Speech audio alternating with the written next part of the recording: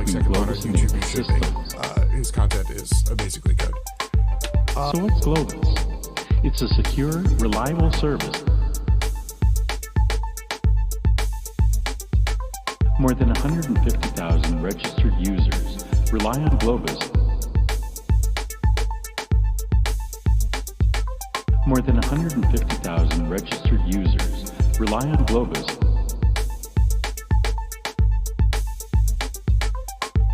So what's Globus? It's a secure, reliable service. With the Globus platform, you can easily incorporate robust capabilities. And if the data is sensitive, no problem. Globus can be used to manage protected data.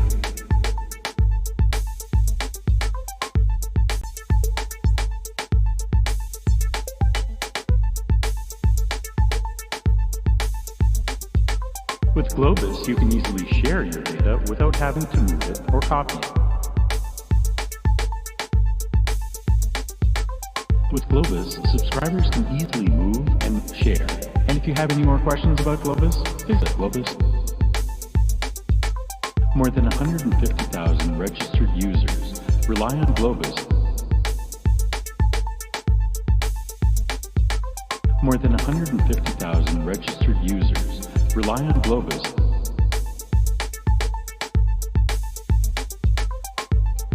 If this sounds familiar, you're not alone.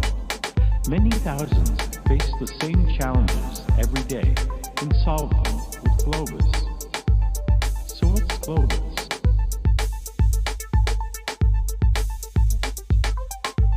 So what's Globus? It's a secure, reliable service. With the Globus platform, you can easily incorporate robust capabilities.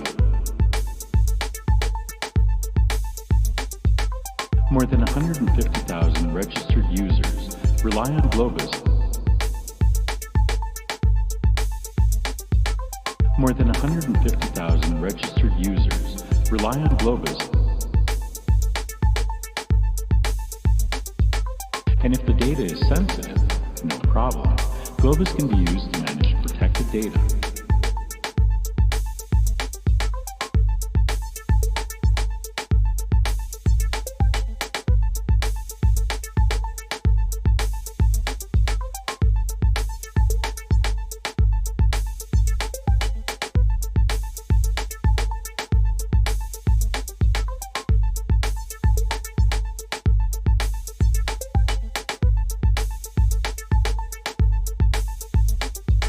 With Globus, you can easily share your data without having to move it or copy it. With Globus, subscribers can easily move and share. And if you have any more questions about Globus, visit Globus.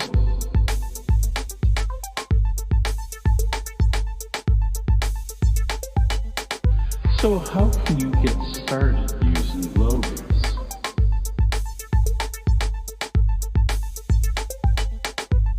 Anyone can use Globus right now for free to transfer files between Globus-enabled systems. So what's Globus? It's a secure, reliable service. More than 150,000 registered users rely on Globus. More than 150,000 registered users rely on Globus.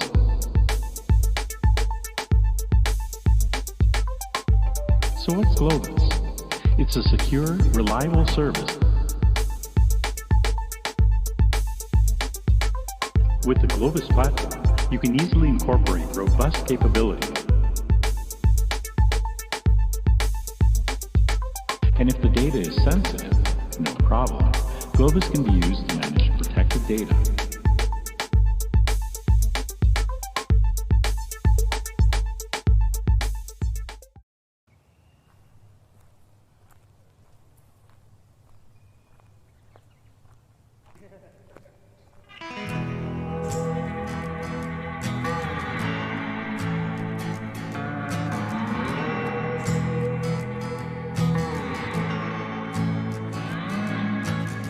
My head is like a dingy apartment, as frantic as New York City.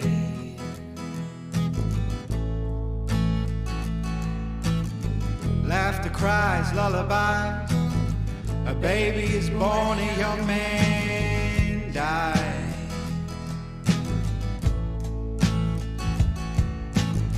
High-pitched screams, the mother's hurting.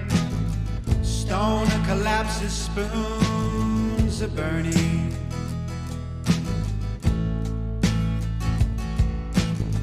Powder disappears throughout the night. Wren sleeps in, missed the flight. The kite is high, but you are low. Tears hiding rain, corks pop champagne. Winners and losers forget their names. Drunks laugh and watch the game. So push real hard, the door opens faster. And save your tears for the morning after. And don't try to follow the goal.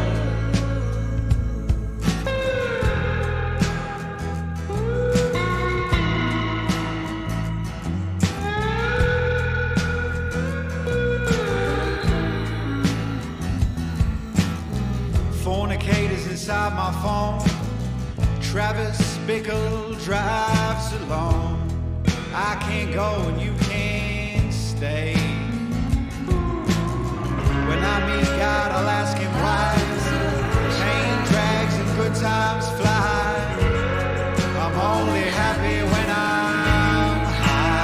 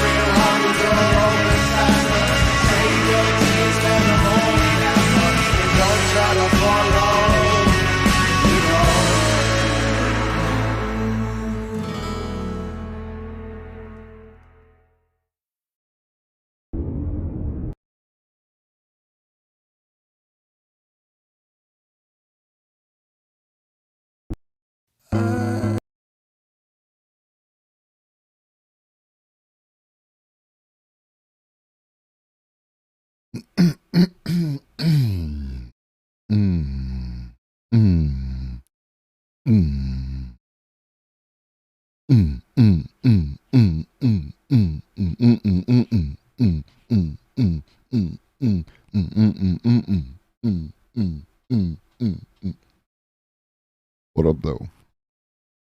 Yeah, no, that fucking holy shit, that video, right? Like, I will, of course, be putting it in the Discord, but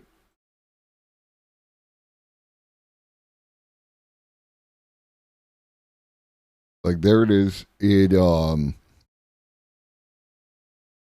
Yeah, no, and then like crank that quality up as high as you can get it. Like, I cranked it up to 4K. I originally watched it in 480p, and I was like, this is really cool. And I was like, oh, I'm in 480p. Let me crank this up, and I cranked it all the way up to 4K on a 1080p TV, but still. And I was like, holy shit. Yeah, that's amazing. That's amazing. And I believe that that's done with like some kind of, AI over video kind of thing. I'm not 100%, but I believe that is because, of course, I no longer have enough time to do all the shit that I want to fucking do. Like, and real life comes first, and I apologize to everyone for, like, not being as regular as I want to be. But yeah, like, yesterday I took some time and, like, because I always do the 2 videos at the beginning, and I took some time, and now I've got, like, at least, a week of videos. Yeah, no, it's just a lot, right? Like, it's just a lot. Everything is good. I have no complaints. But it's just a lot, right? And involving multiple children in multiple locations, and then feeding the children and doing the, laundry and making food for the wife, and occasionally something for me to eat, and all these kind of things. So there's just a lot going on.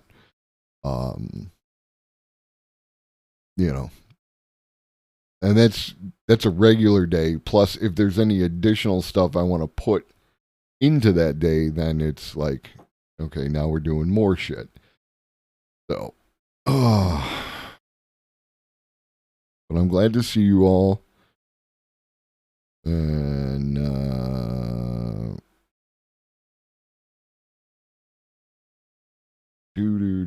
yeah, and I was looking over my numbers. I talk about the like my VOD watchers being the thing.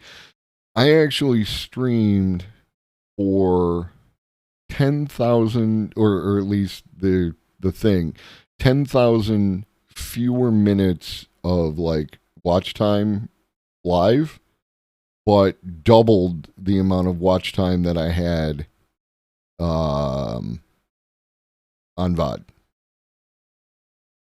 Y'all like me on VOD. So, like,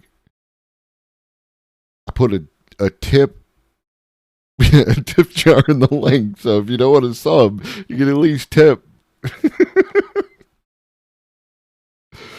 Some streamers are like absolute masters, right? Of taking their community and, like, hyping them up and getting them subs. Which we don't do around here. I don't even have a sub goal anywhere. It comes down to, if you want the emotes and you want to support what we do, please subscribe. And if not, it's cool. I run the ads at the beginning, because that's not what we're about. So we're going to talk to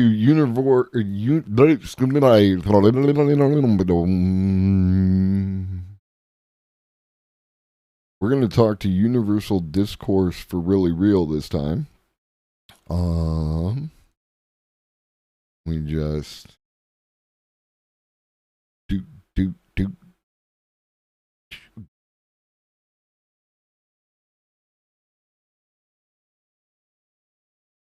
Wait for this window to pop up real quick. Uh-oh. And we see. Well, UD was live, and they definitely said they would be here, so fingers crossed. Otherwise, I'll probably just, like, run out my music video library. I started working on a new playlist of, like, Let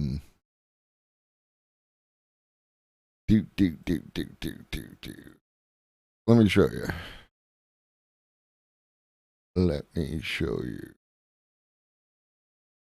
It's only got 4 songs in it because I just started it yesterday. But it's like it's a vibe, right?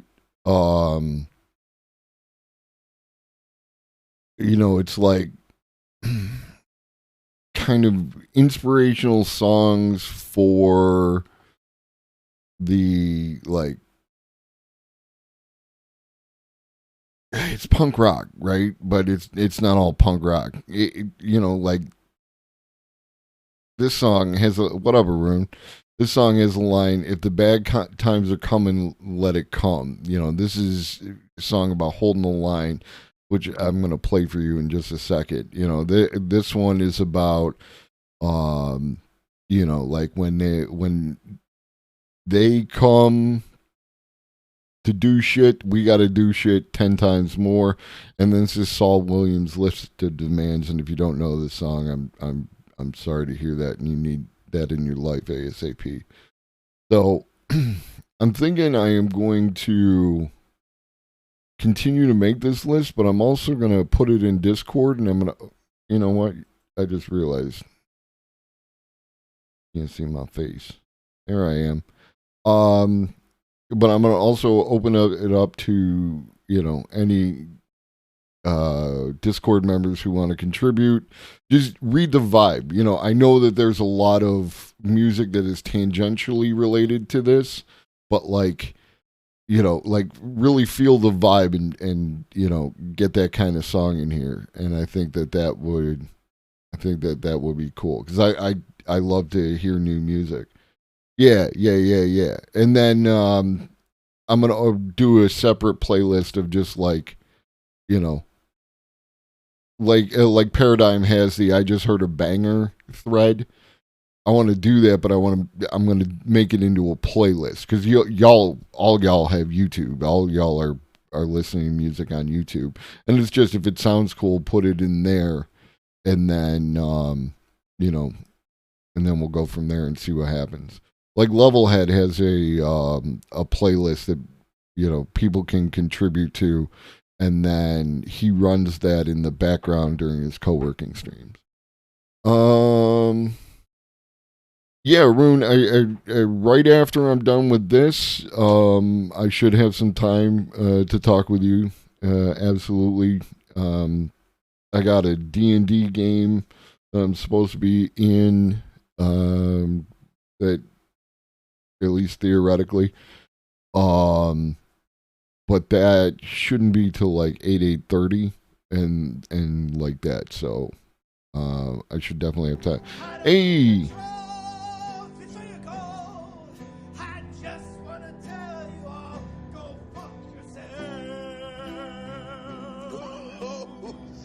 Welcome, Raiders. What up, Barberlin? Raiders are probably in the pre-roll. And if you're not, or whatever, click that link.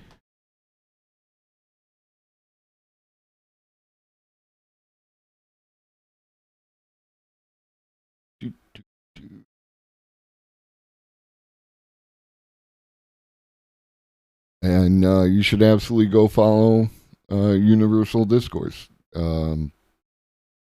Like same vibe, right? It's like, this is real content. It's not going to be like cutesy react videos or that kind of stuff. And no shade, I'm just talking. It's educational content. You can learn shit, and it's wonderful. And we love UD. What up, Minnie? So yeah, we'll be talking with them in about 12 minutes. In the meantime, let's run this joint. This is a really good song that I just heard for the first time yesterday. Nobody said it would be easy. Nobody said that it would all be fine. But to get where we're going, brother, you gotta hold the line. It ain't a matter if, no, it's just a matter of time. But to get where we're going, sister, gotta hold the line. You gotta stay steadfast, tread lightly, 'cause they're looking for a reason to knock you down. But you can't ask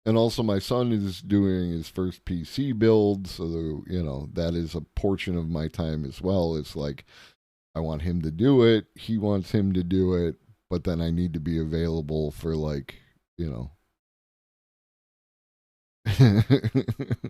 despite what Lord Locke says, they're not real good at like exact detail. It's like I want a cockpit with a transparent background, and yeah, it will give me something other than what I'm looking for.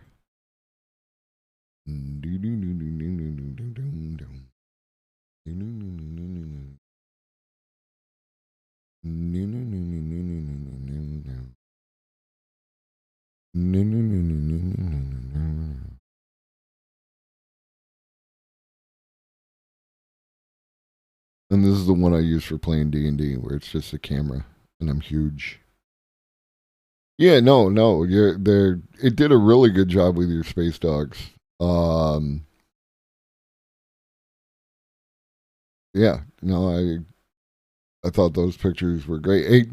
And again, like, given a sample size of 2, Midjourney and Stable Diffusion, Midjourney claps Stable Diffusion, at least what I've had access to. If it's the one I'm thinking of, that actually comes up in the background video here. It shows up right in the middle. Yeah. And it does look like a TIE fighter, a typewriter. Office Wars.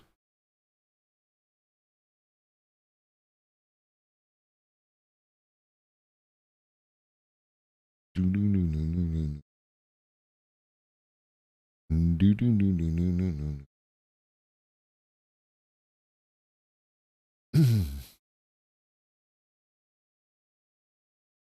got a list of the mail written on the back of my hand.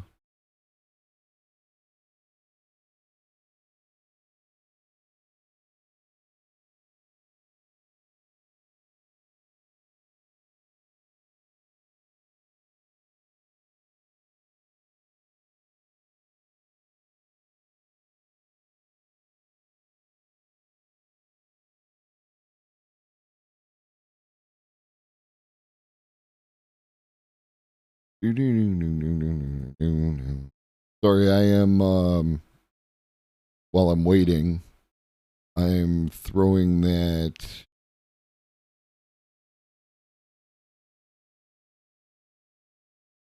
I'm creating that playlist channel.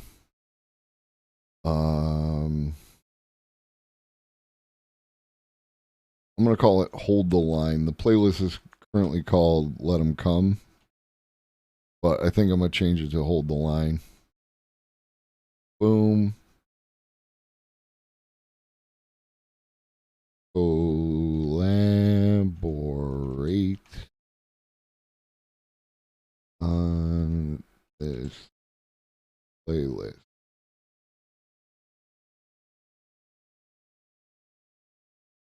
There. Now I got something in there, and I can go back and I can edit the text to something more developed later on. But did it. Is it in this is what I'm trying to do? Again, like I got the YouTube channel, I got that set up, and it's like, the YouTube channel could definitely be better, and will be better in the future. The videos will be better. All the things will be better, but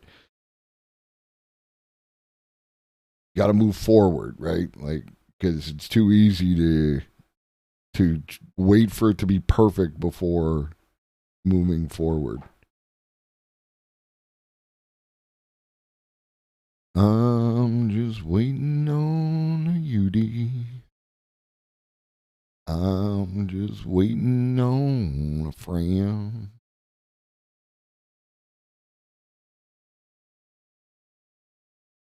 So how are y'all? What you been up to? Lost my server. The big bright Blue frog. Hold on. Do do do do do do do do. Do do do do do do do do.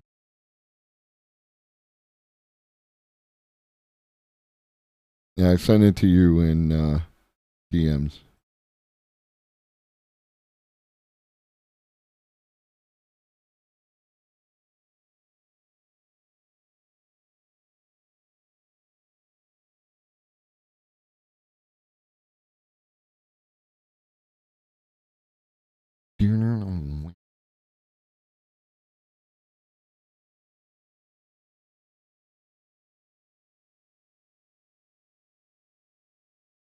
I'm crushing it, y'all. I'm crushing it.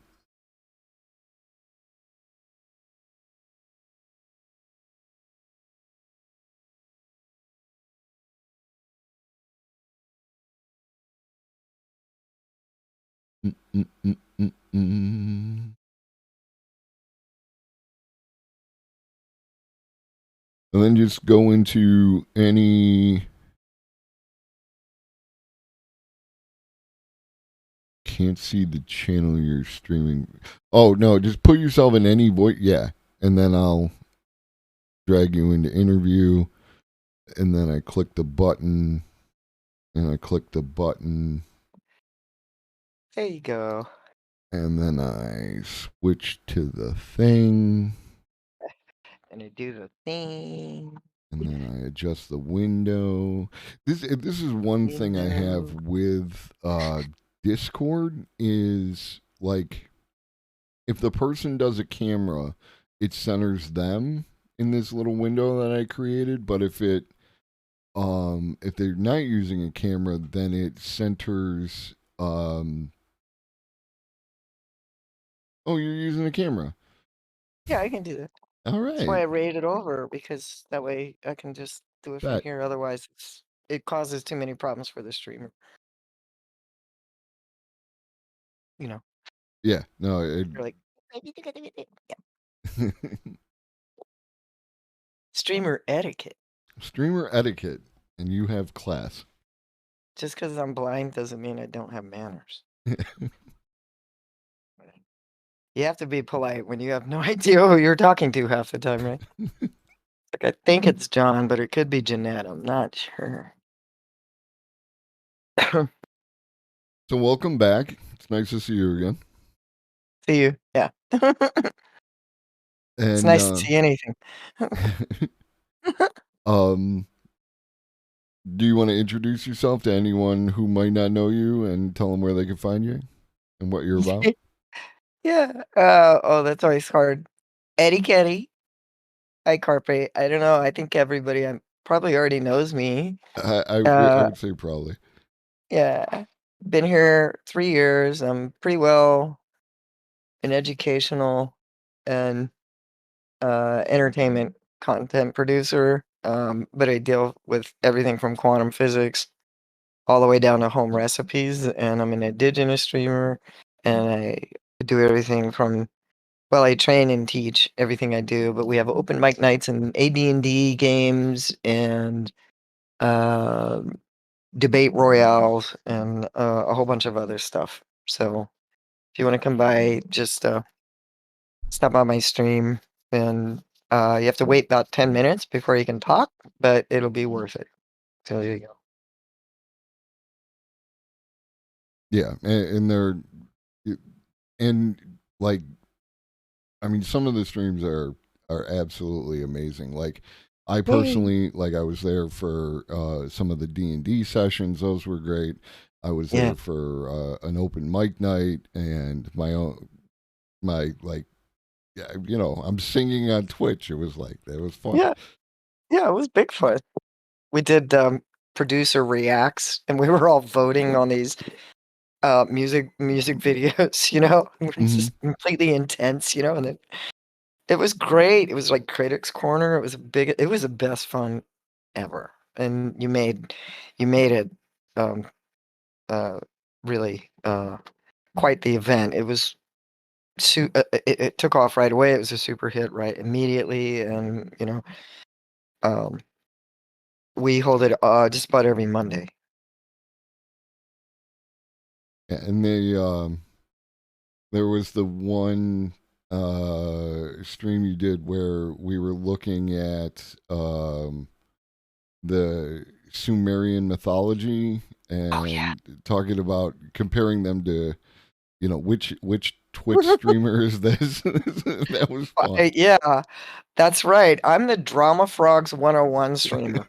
It's a patented lesson, and welcome to Twitch. It's hilarious. We know for a fact it pisses off the people it was intended to piss off, and it amuses everyone else. So that's the one. At least once a week or so, we hold that one. And then we also do serial killer case analysis. hmm And Yeah, yeah, stopped in. It was Ted Kaczynski the other day. That was interesting. that was interesting. I think the best ever all time, Black Dahlia. hmm We are still talking about that. Oh, so yeah, um, yeah. It's not a very fluffy stream. It's a very dynamic stream. hmm But smokers are welcome, and as long as you're not stupendously drunk or high, you can get in on the mic. But other than that, we'll be like, nah, go ahead and sleep that off, and we'll talk to you. Yeah. Yeah, we'll talk to you. Yeah. We'll talk. And So tell it is very tell welcoming. Go ahead. it's gemütlich. It's very welcoming, but we had to take security measures to make sure it stays that way, unfortunately. Right. Yeah. So just so you know, if you can't quite get in there right away, it's security settings that are in place to protect the community Mhm. and preserve the integrity of the stream. So if you're just patient and wait a few minutes, we can take care of it. So that's it.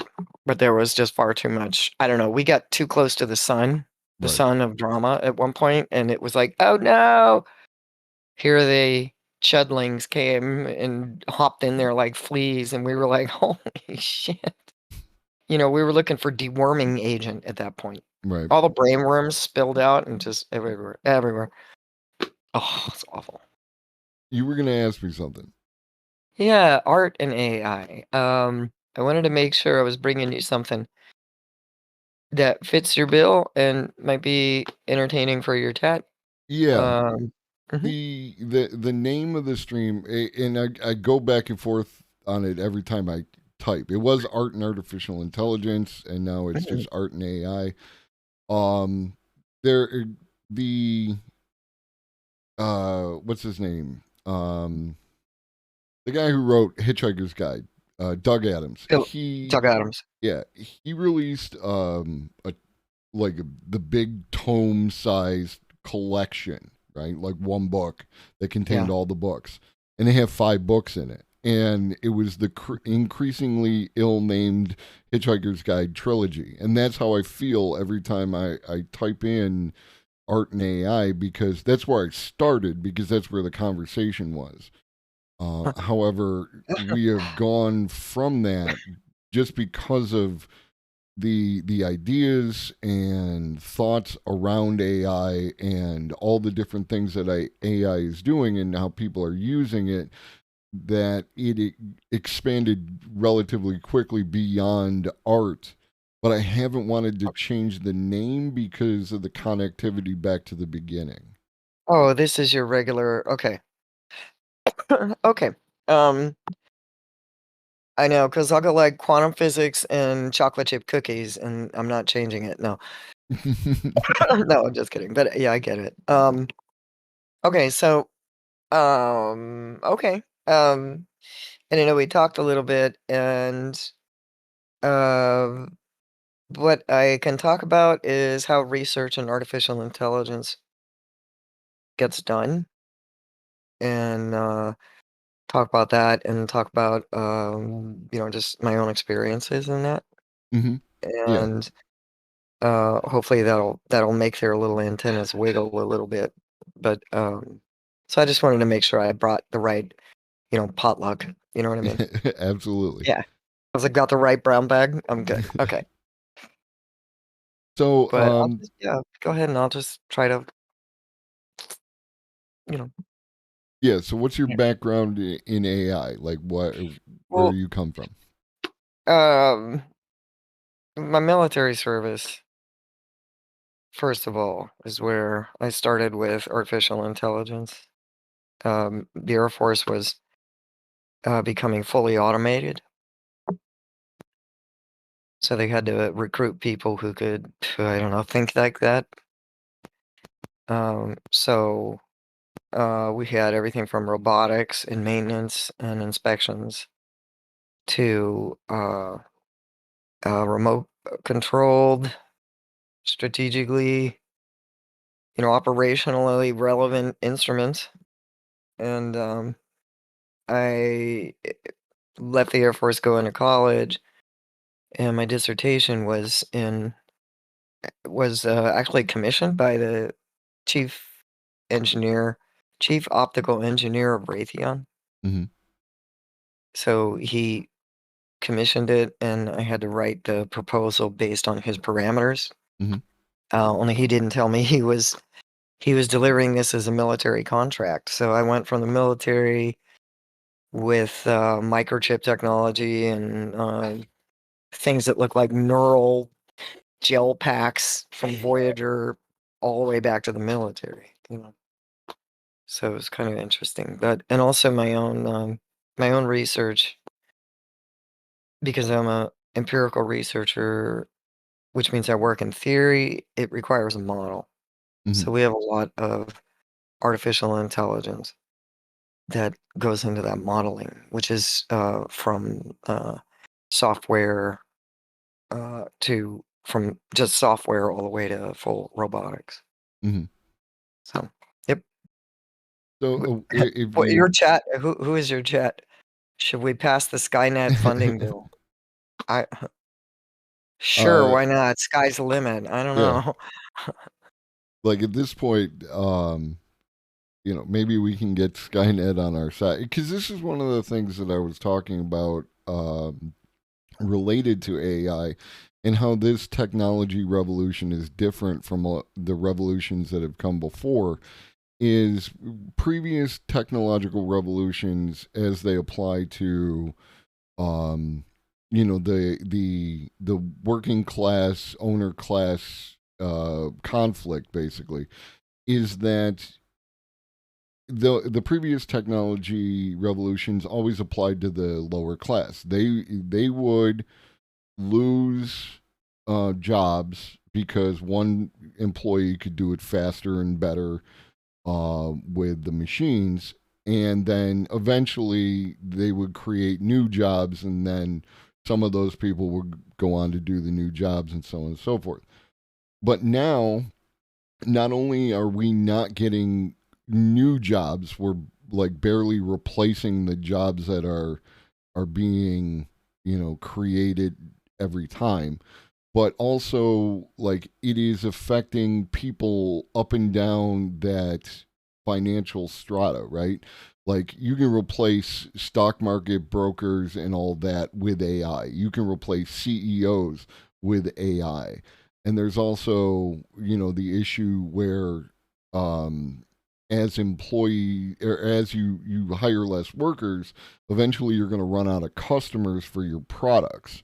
So all these things are combining to make it more of like a up and down that financial strata revolution, as opposed to just on the bottom. Do you have any thoughts on that, or?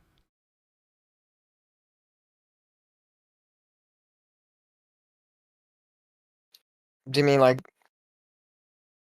I mean, do you see AI as being able to change the social structure of what's going on, or is it just going to become another tool that is used to like divide us? Would be the short question. Well, I think artificial intelligence has divided, and it did from the minute it was its inception. Mm-hmm. It's an elite. industry. Mhm. It's not going to become, well, it may, give it 100 years, 50 years. You may have George Jetson, where it's, your entire house is automated, right? And you have little robots running around. But what they call artificial intelligence, first of all, I always thought that's a misnomer. Mhm. It's not intelligent.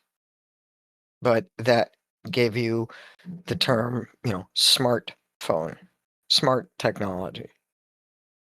They just say it's the same thing, artificial intelligence, smart something. But I think it is divisive because it's always going to be privileged. It would be forever before. It's just like military contracts have technologies 20 years before civilians do. Right. Takes that long for civilians to finally go, look, it's a cell phone, when the Air Force had it 20 years before. Look, it's internet. We had it 20 years before you did. Here's a silicon microchip. We had it 20 years before you did. Here's a remote guidance system, a GPS. We had it 20 years before you did. Blah, blah, blah, blah, blah. So where it's being developed holds the patents generally 20 to 30 years before it becomes public domain. That's period. That's the case. Then you have the private sector coming in and developing its own, I don't know, Silicon Valley developing its own technology, right? Mhm. And the idea is, you want it faster, you want to work smarter, not harder. You have all that already.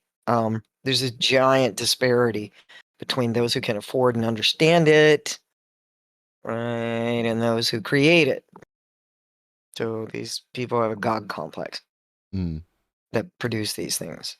You have a whole bunch of science propaganda coming out to convince a whole generation that, we don't have it now, but every day, brand new innovations, they're grooming them to be the consumers of it, while someone else holds a maintenance contract on it. You'll never be able to have your own artificial intelligence. It's always going to belong to somebody who wants the bag. So it's incredibly divisive. It's always divisive. It's also, most of it by and large is actually not necessary. And So, now, yeah. by way of example, like OBS is a open source streaming software, and then there's Streamlabs, which is OBS with some additional, and one is open source, one is like capitalist, is like it's for profit. Proprietary. So,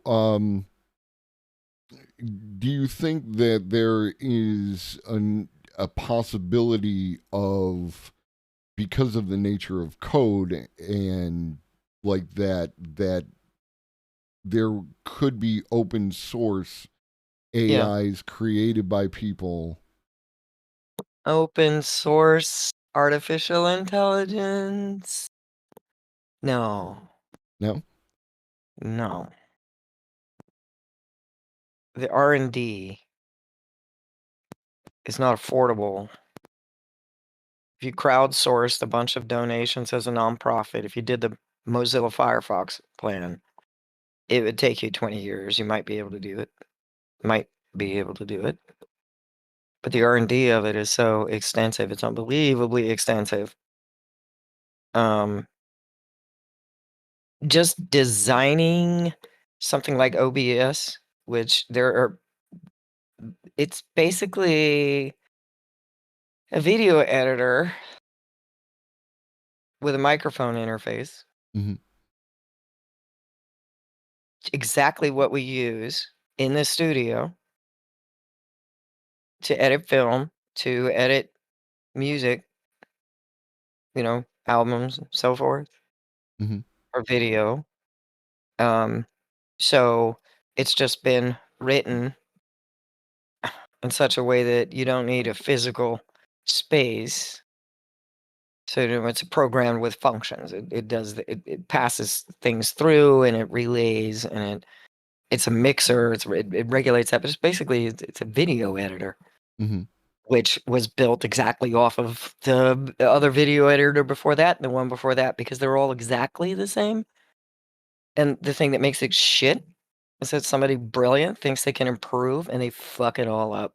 And I'm like, dude, You think this is intuitive? Are you kidding me?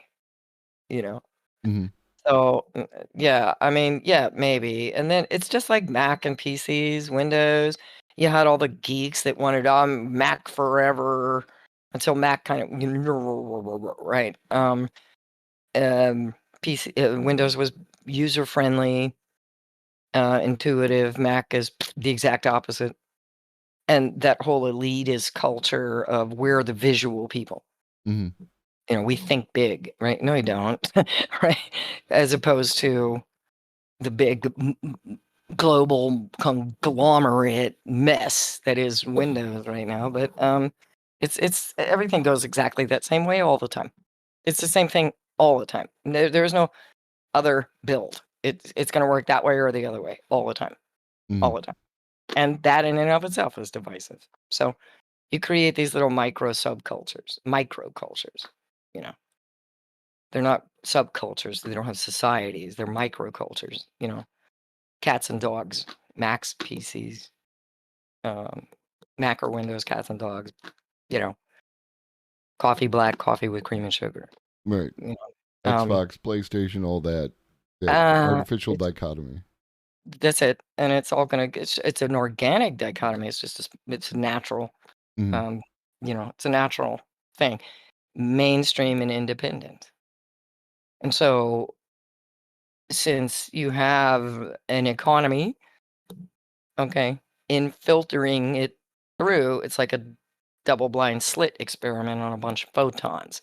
Mhm. They're going to go one or the other, and it always goes that way. It is inherently divisive, fundamentally divisive. Mhm. It always will be. So, you know, when it comes to things like market enterprise, yeah, you want to have an independent, you want to have a niche, you want to have a developmental space that usually gets co-opted and exploited ultimately, one way or another. The company either sells out or somebody comes along and says, "Here you go, kid. Have a cigar. You're going to go far." Right? Mhm. It's one or the other. It'll always be that way. Everything will always be that way. Everywhere you go, even in barter systems, it's the same. Same thing happens. So I mean, yeah, I don't really think it's quote the future. I just think it's ahead of us. But man shapes tool that into in turn shape man. Mhm. And the big concern is where it's already, you know, social media, its influence, its impact out of control. Um, Dependence on technology for developed countries out of control. Damage to the ecosystem out of control. Industrial technology, right? Mhm. That's what's damaging ecosystems out of control. So the tools and what they can do dictate to us. Students, you know, children developmentally growing up attached to devices when they did longitudinal studies are showing damage. And I'm like, oh, it's out of control. When that tool is not shaping you, but halting your development, you Mhm. fucked up. No robot that you think you programmed to be smarter than you, which is impossible, is going to fix that. So what we make is stuff that goes fast, Mhm. faster than us. But nothing we make can think, understand, realize, learn in a developmental way the way we do. It'll never be us. We should never, ever, ever, ever be dependent on tools that we make to the point where they are making us, where we're holding them back. That's backwards. So we should never be dependent on that kind of technology. Mhm. You know, having to have it, can't live without it, can't do anything without it. In developed countries, you're not going anywhere without email. You're a hermit if you try to do that. A mobile phone of some type, minimally, is something you have to have. I mean, you know. the pace is too fast. When we're chasing a machine to be as fast as the machine, we fucked up. That was supposed to give us the leisure. No, Right. we sped up in a parallel fashion.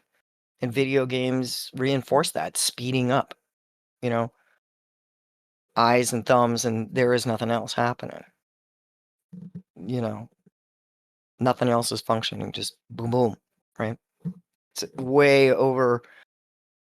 overusing certain faculties and at the expense of everything else. Hmm. Some technology, when it does, the inhuman thing, right? It's unethical. It's not human in the first place. It's not gonna. And if it's used in an inhumane fashion, then that's not a future that bodes well for anyone.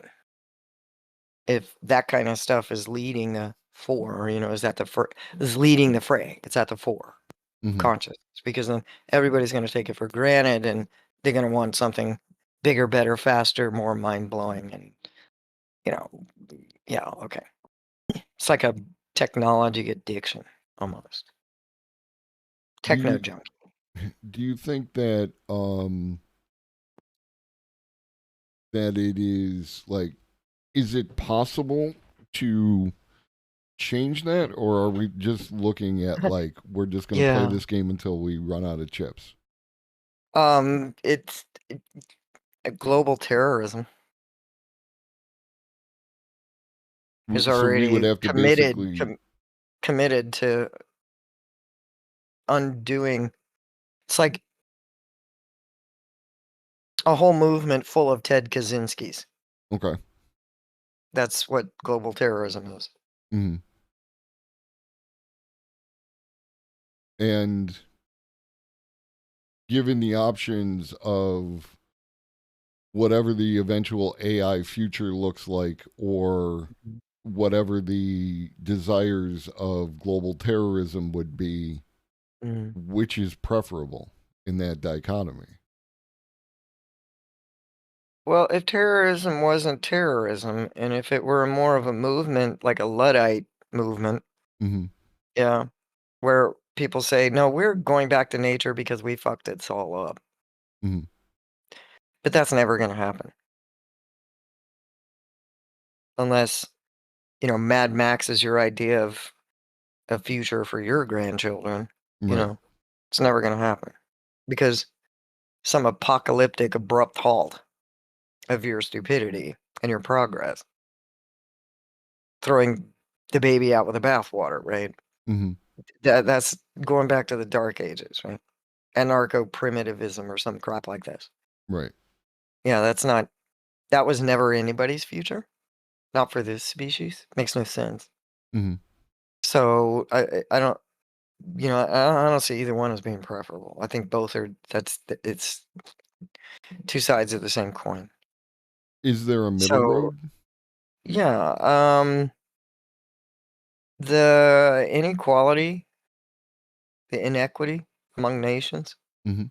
and that the very exclusivity that privileges high technology, haute tech,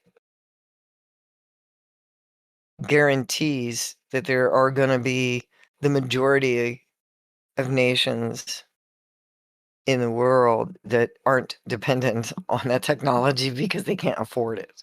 Hmm. But what do you do with that? That leaves them very vulnerable to exploitation. Why don't you just put your flag down, give up, walk away with your hands up? We're taking all this land that you're not using, which is what happened with indigenous people, Right. right? So. That's so doomer. Jesus. Well, Like I'm trying God. to see if there's a way, Yeah. right? Like, Ooh, what would without be a way? a high-minded, like all of a sudden the age of Aquarius hits and we're all peace and love Oh, and like jeez. that. Is it is something where like we'd be looking at, because by its own intrinsic nature, right? Like if the like more developed countries are have this AI addiction, and because of the inaffordability, the other countries don't, then is there something inherent in that addiction that would bring those countries in that system down within itself, and then these other countries would have like a more You, measured application of technology as time went on? you're seeing it now in this ginormous push for the Eco Village DIY Mm-hmm. off the grid. It was quirky and weird and privileged, and now it's a necessity. Mm-hmm. So, you know, you got a government that, you know, is like a greenhouse effect. It's just a runaway greenhouse, right? In this case, it's a runaway White House. Mm-hmm. That's, I think, out of everyone's hands unless somebody stops it. I just don't see that happening because of bipartisanship. Right. And if anyone's gonna evoke the dark ages, it's gonna be the GOP. Mm-hmm. Where that shit's gonna bite them in the ass.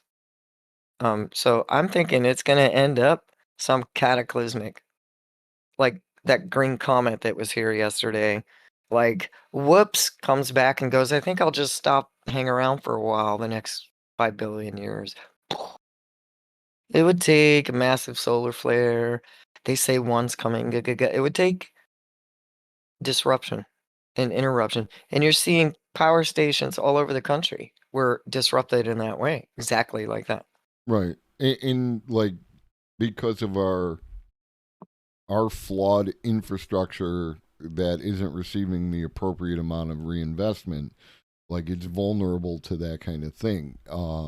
Yep. But Oh, there well, are other places that I don't know, right? Like, are there other places, I guess, that would have a more like developed infrastructure and invested infrastructure that could survive that kind of thing? You know, and would that some become the new capital kind of thing of, a cataclysmic event like that? No, well, not nothing. like a cataclysmic event, but just the erosion. Like, eventually, if we don't invest in our infrastructure in the United States, it's going to collapse, right? Like, it's well on its way. exactly. So there could be another place where the same kind of technological addiction continues on because they don't have that underlying condition of poor infrastructure, like maybe Well, in Europe or something, or the thing that Japan. props up these so-called first worlds, Mm-hmm. is that's exact thing. And once Pax is seated on its throne, it's not coming off that throne. Mm-hmm. You have to topple it or overthrow it, which is where you're getting all this anarchist movements from. They recognize that, you know, and it's not, you know, a couple of hippies with a wild hair up their ass anymore. So yeah, what props them up is them, you know, they prop themselves up. So there'll always be someone at the top of everything, one way or another. And they're, by going into, say, quantum mechanics, quantum computing, by going into remote control, that ensures the longevity of the elite. And you're seeing this in science fiction movies in the last decade. They continuously focus on that. I can't remember the names of it. Elysium was one. Yeah. Et cetera, et cetera, et cetera. You know, they live in the sky cloud, like God on his throne up there, perfectly temperature controlled. They live for 120 years. They're the elves, and the old nasty stinky humans just have to bring them down, which is literally how they depict it, right? Mm-hmm. And you see that already, and once it hits the consciousness of creators, of artists, they only interpret society. So if we're envisioning things like that, we're already there. Right. So Smash! That I must think be Clyde's Smash? Um, maybe. I Okay. don't hang out in Clyde's community very often, so I And know she Smash does. from a variety of places. Oh, no. No. No. Okay. Yeah. Okay. I'm Um. trying to find out who they are because No. Smash they were. is Smash is a friend. From a variety of communities. Um. The I Yeah, think I the height already. of the top can vary a lot, but it's relatively speaking, top is top. Yeah. I think I know the answer to this question based on having interacted with you previously, but I in the AI art or human art dichotomy, I'm pretty certain that you are firmly in the human art anti AI art category, right? Human art? The I'm not sure art what that created means. by humans as opposed to art created by like Mid Journey and these other AI programs. Oh, for me, I'm non-visual anyway. So, but for me, art, uh, Midjourney will produce pretty pictures. Hmm. I prefer that people develop their own imagination. Hmm. It's completely satisfying as opposed to just visually satisfying. Remember I mean, the story I that mean, you I want the craft in art. right. The Midjourney takes the craft out.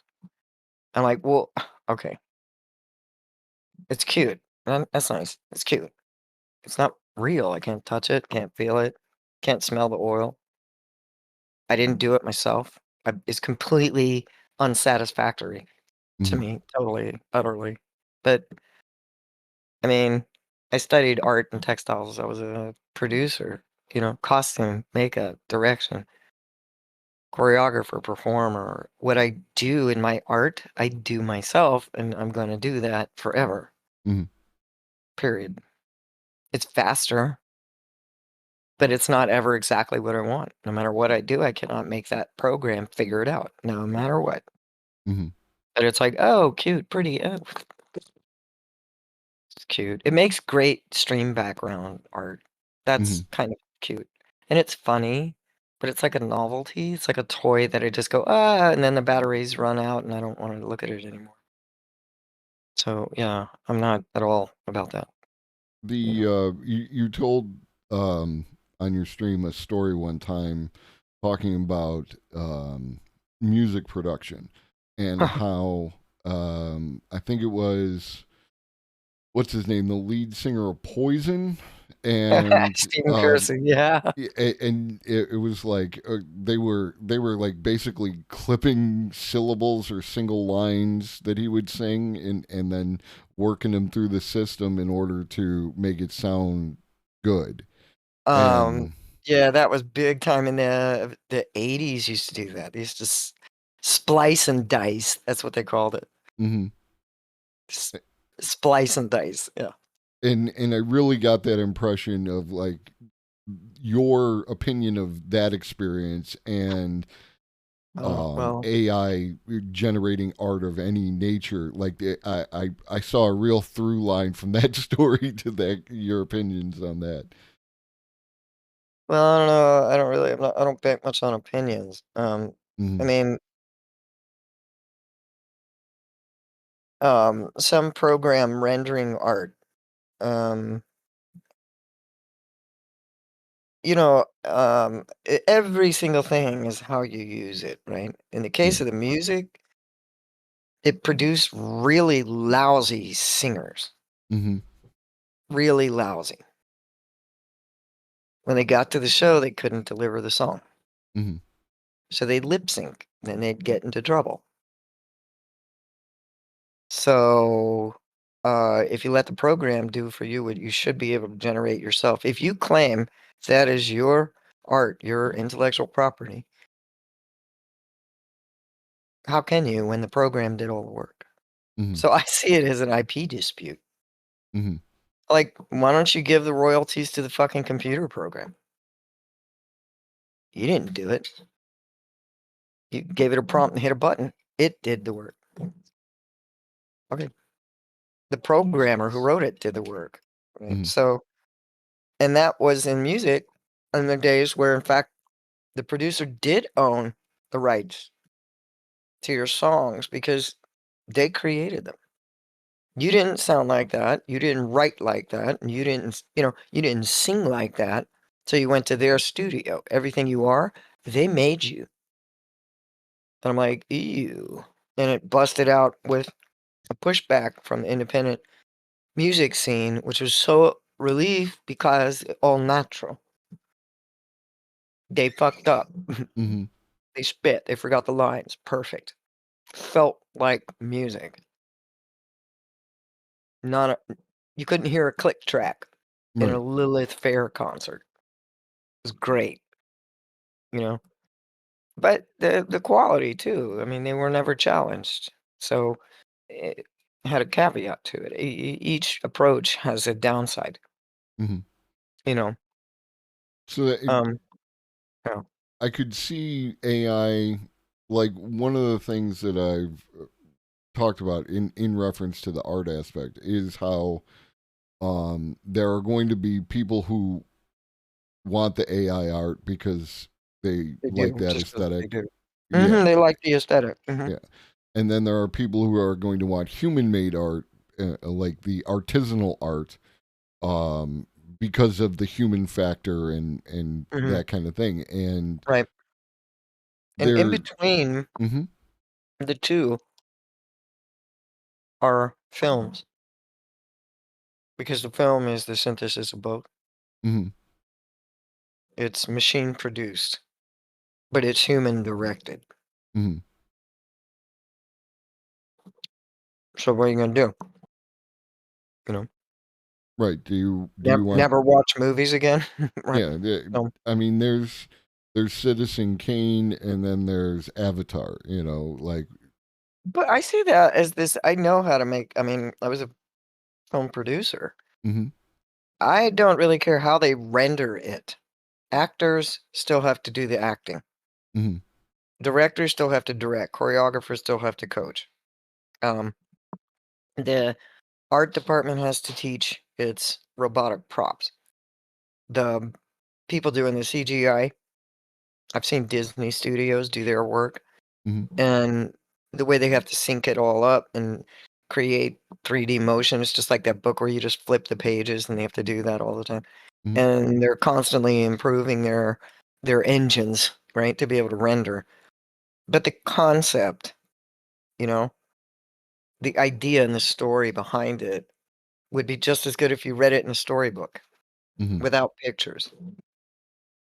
So I don't really care how it's rendered because quality is quality. If what is behind it is quality, it doesn't matter how it's rendered. You could do hand-drawn sketches and that story would be forever in your mind, right? hmm So, of course, with animation now, it's almost all CGI, etc. And it baffles me that when you have that, and what you do paradoxically is you turn around and you enhance your animation to end up looking exactly like reality. hmm Why? We have the real thing. What are you doing? It's far less expensive to put real people in front of a camera than it is to hire a CGI team. And I'm like, So I always thought that was ridiculous. I don't understand that. Why would you put all that technology into something you could have done with real actors? Makes no sense. hmm Yeah. I never did enjoy that. Just Does it have anything to do with like if you watch a Bollywood movie, they still have the big cat. This name keeps coming up over and over again. Every day, Pepe's mail's getting sent back to me. Pepe Sylvia, Pepe Sylvia. I look at the mail. Well, this whole box is Pepe Sylvia. No, they have the big cast. No, I just mean no. The But CGI is now attempting to look exactly like real actors. Well, right, but like why? with that, like you can't do that kind of like you can't make a Red Cliff. I don't know if you've ever seen Red Cliff. It's a movie about the three kingdoms period in China, and they have huge casts and of extras. A lot of extras running around fighting each other. Bollywood movies tend to have a large extras cast of people doing things. You don't have movies like that in the United States anymore. And it's got to have something to do with not wanting to pay for all those extras. No, it's far less expensive to hire people than it is to hire a CGI team. Okay. That's what I'm saying. Far less expensive. Far less time consuming as well. So then why do you think they do Okay. it? I don't know. There's a demand for cartoons. I think they've been raised and groomed on anime and manga and video games, and so that's what they look at and that's what they want. They get excited about it. So they'll enhance with CGI or create Avatar, which was, we had the motion detector.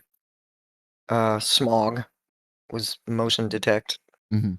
where they had Cumberbitch or whatever his name is portray the thing and then voice it over, and then they had sensors, and so the CGI could render around him.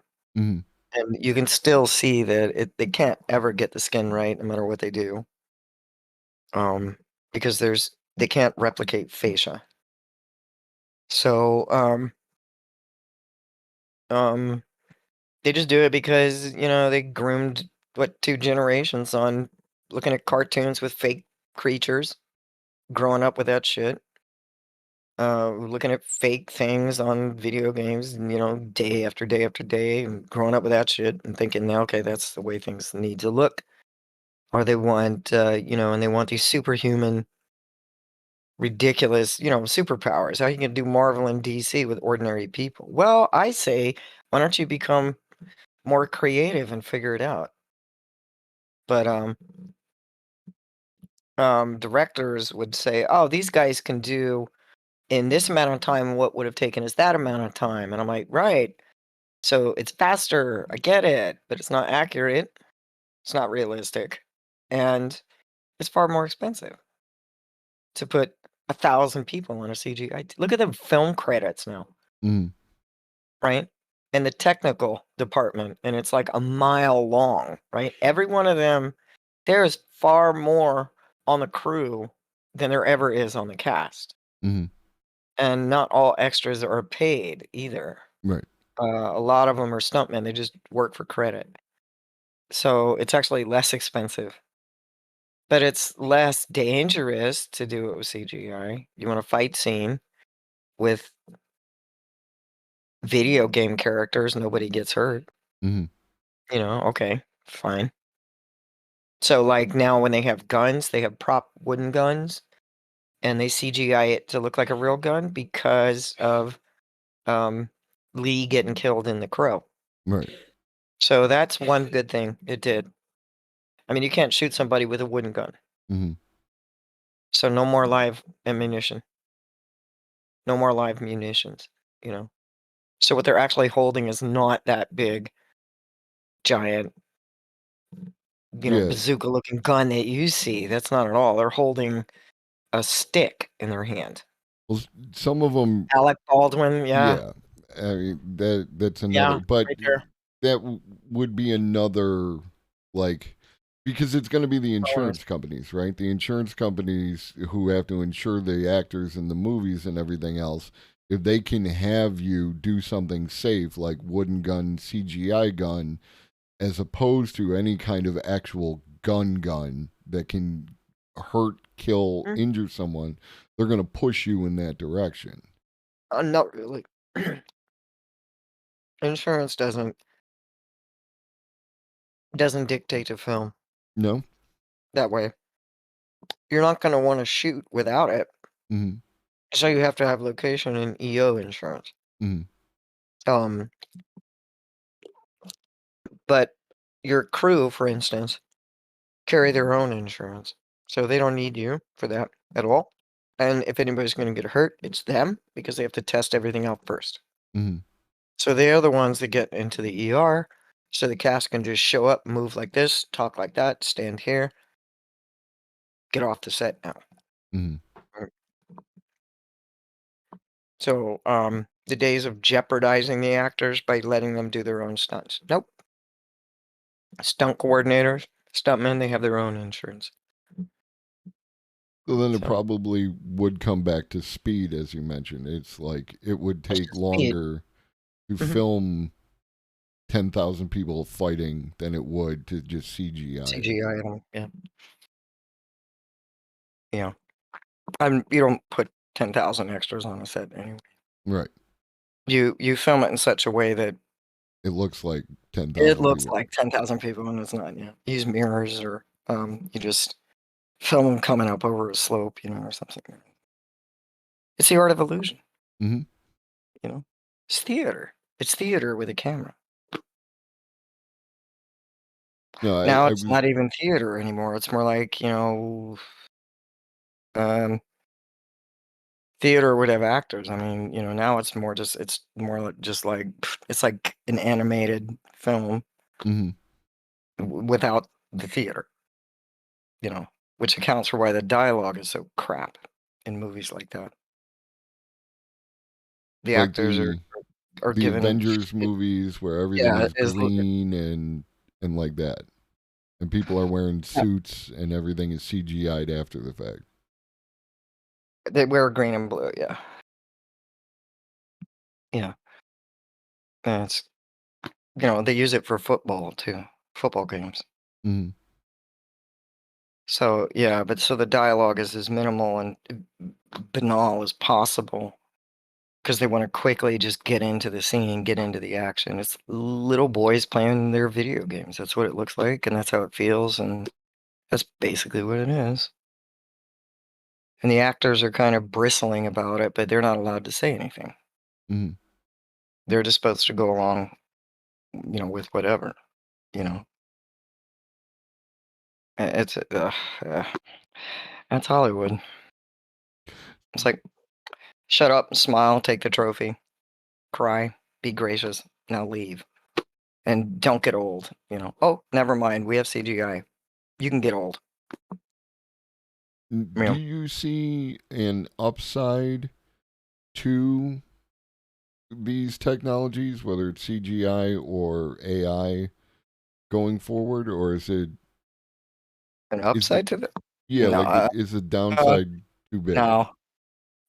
If they would use it for research, keep it in research, keep it in medical capacity. Mhm. Scanning, non-invasive surgical procedures. Locating people in natural disasters. This kind of thing. Mhm. Space exploration, maybe, or deep sea exploration. Brilliant, Keep it where it belongs. These things are not really toys. So I just say, yeah, you keep it where it belongs. Let it be useful, Mhm. Not waste all that research development and trillions of dollars on entertainment. Because it stops people from ever learning how to do anything for themselves. Oh, I read the thing. I figured the program out. I'm like, the program is still telling you what to do. The program is always ahead of you. Always ahead of you. So Yeah. Unless you wrote it, and even the developers, not one of them would know the entire program. It's a team of thousands of people. Like, oh no, that you're putting the machine like God ahead of Mhm. you, worshiping it like a religion, and you just can't live without it. I'd say that's pretty well a religion. It's fanaticism, Mhm. and it just doesn't make any sense. So the profit motive that goes along with the creation of these consumer focused AI, machine learning, all these things. That's not going to go away anytime soon. Machine learning. So Are they meaning that in the sense that they think that they can teach a machine, or that the machine is teaching us? well, 100%. Like, I mean, if you take a step back and you look at how the algorithm functions because of its desire to make us do stuff, the entire enragement culture that drives that engagement is the machine teaching us. Welcome to the Machine, man. I think that's a Pink Floyd song. Yeah. That's two And look Pink what Floyd happened. songs.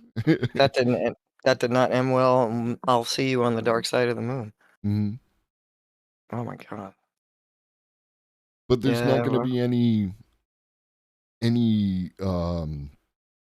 deviation from their course because they are looking to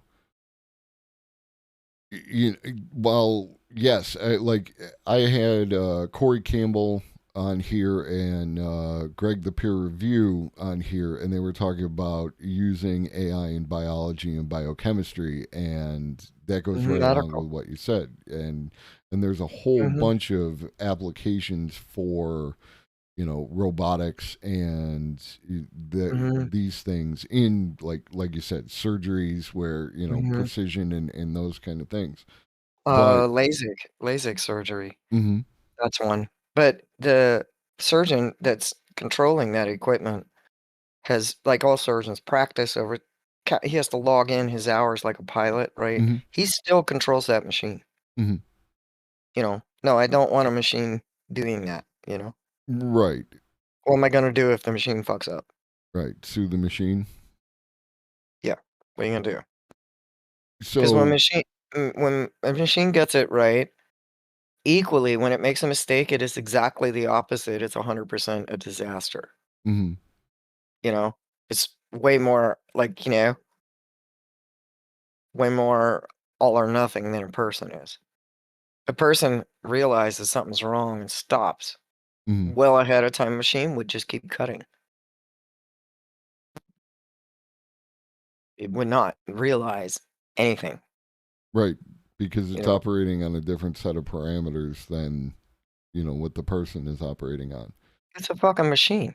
It's got no mind. I mean, it's just gonna Right. keep cutting because somebody told it to. I mean, my God, remote control surgery. I could just see that shit.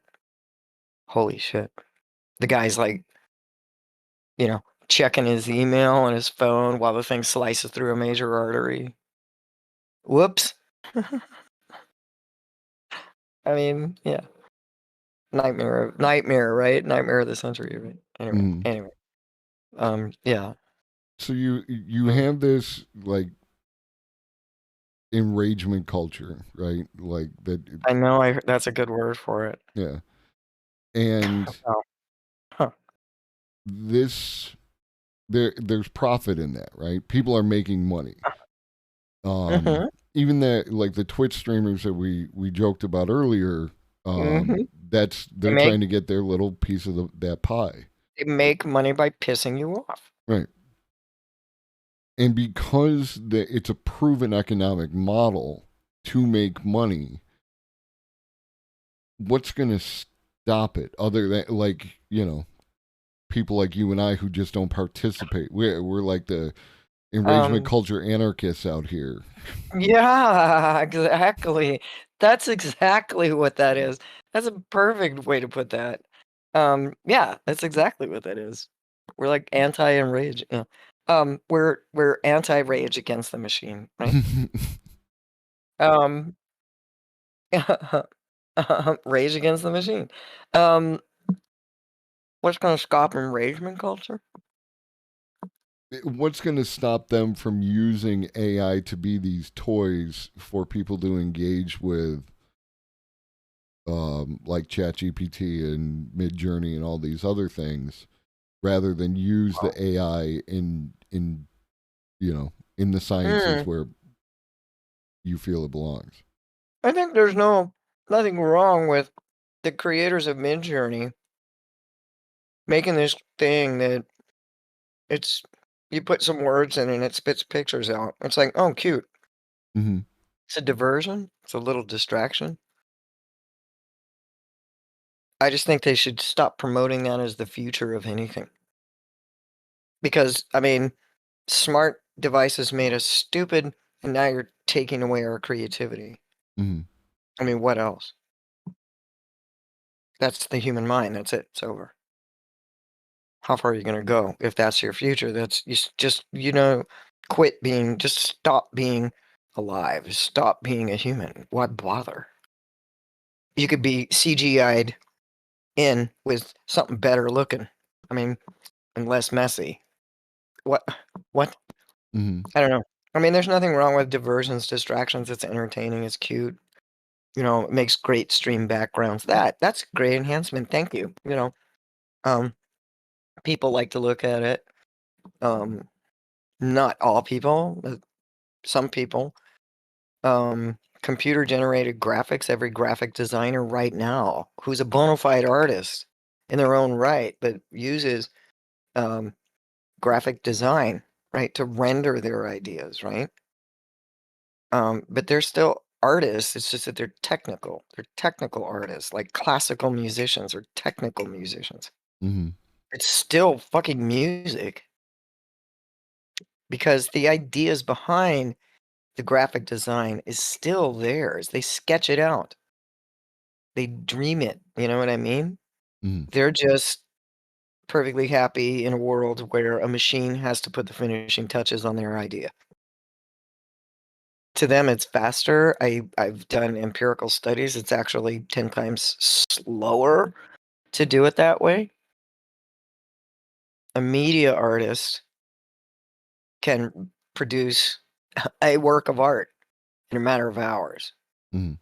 When you have an artist who has to render in graphic design, it takes them weeks to do the same Mhm.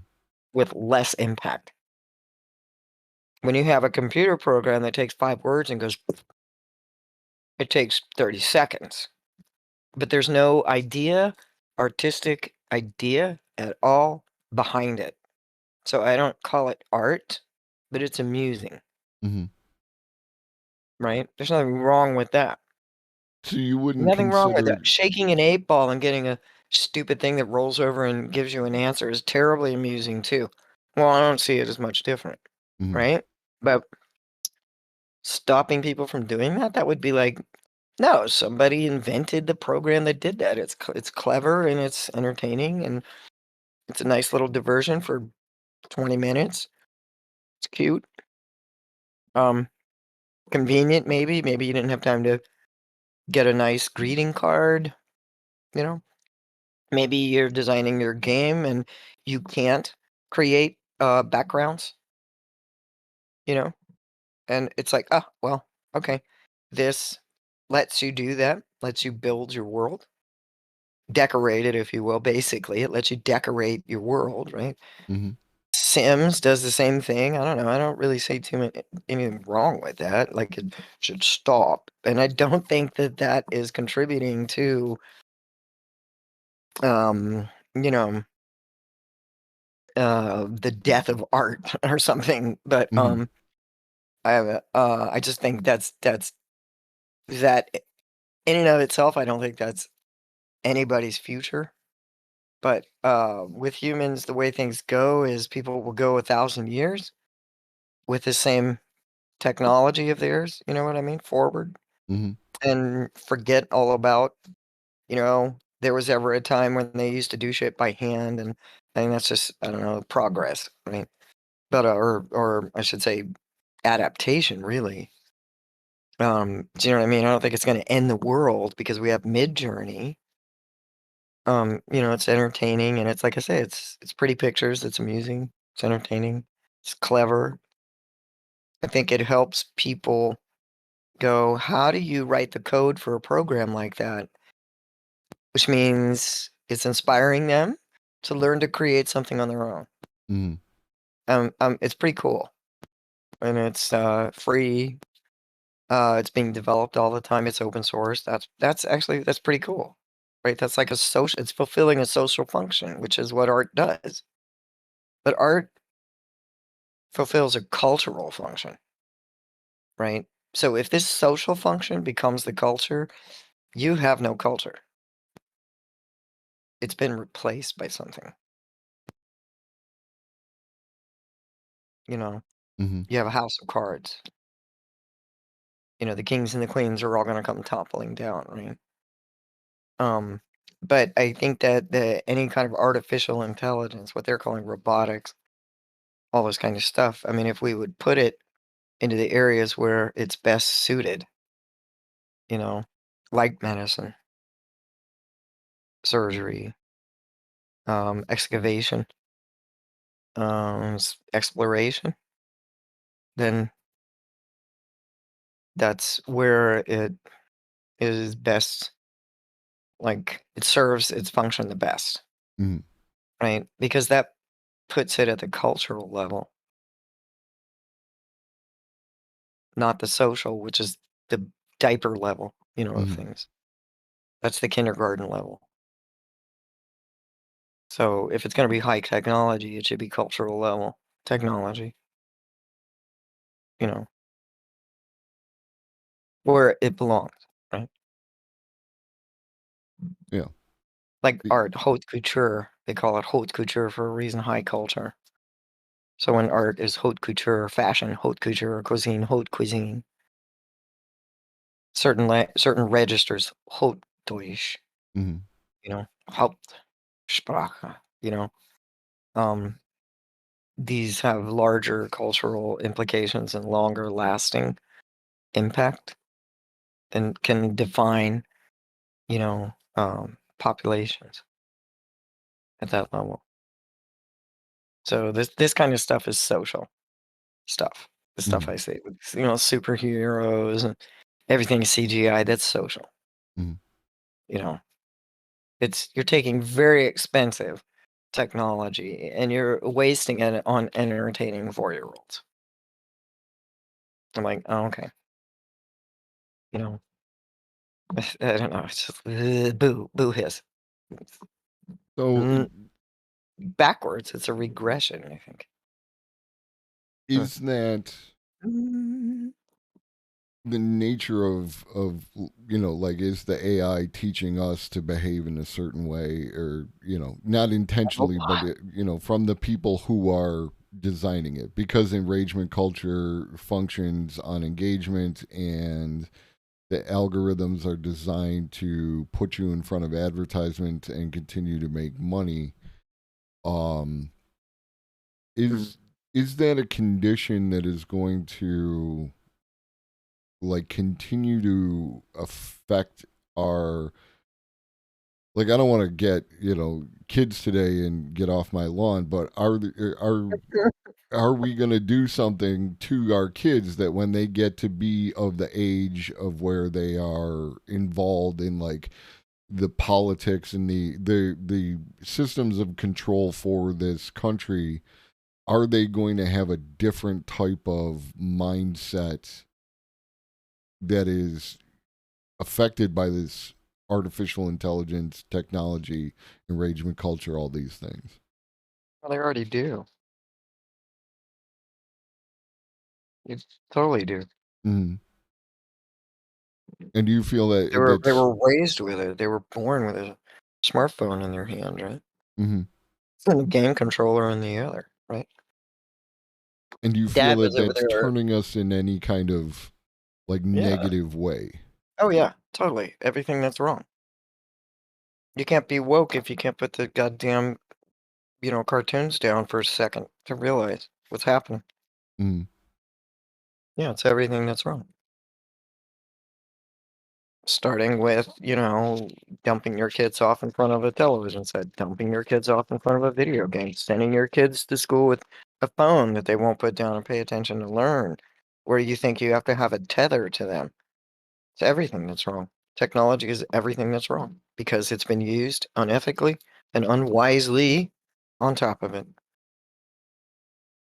and for malicious purpose Hmm. with exploitation at the social level instead of the culture.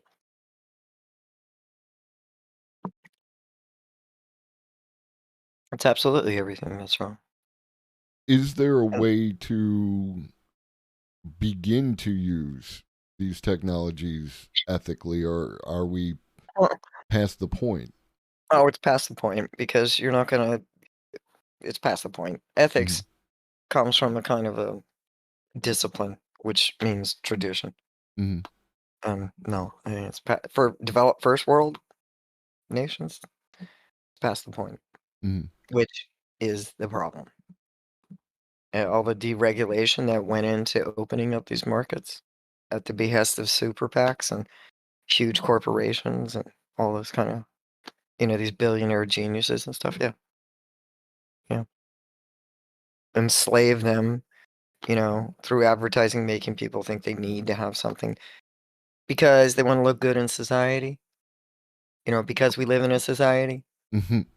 And then they put that and that social standing above every other consideration. So that was decades ago. It started with the whole, batteries not included shit. And that was that the 70s? Yeah, I think so. Yeah. The hyper commercialization of Christmas, batteries not included. Yeah. Yeah. Yeah, so that was 50 years ago. That's 2 solid generations past, almost 3, actually 3. So yeah, it's you don't go back from there when you're that far forward. Um. So Zero Ohms here says, okay, I just popped in to a few other panels, and this is the only sane and productive one at the moment. And Wow. that is what we do. Like that. I'm Globus the Elder. You're already following me, and I will again shout out at Universal Discourse. This is how we operate. We Oh, we don't do. do the other things. But These are they had a good, question. good prompted interviews. It's a lot like mine, but I appreciate the format. Yeah, Hmm. they had a question. If it was not like this, how would we evolve and Okay. progress? All right. I hate to tell you this, buddy. The human species has been evolving on its own for 2 million years. Mm. We're able to do it. We're able to evolve. Every single thing evolves. You don't have to do anything and you'll evolve. But when you hyper accelerate that process, you die. And there is no progress. I don't believe in it.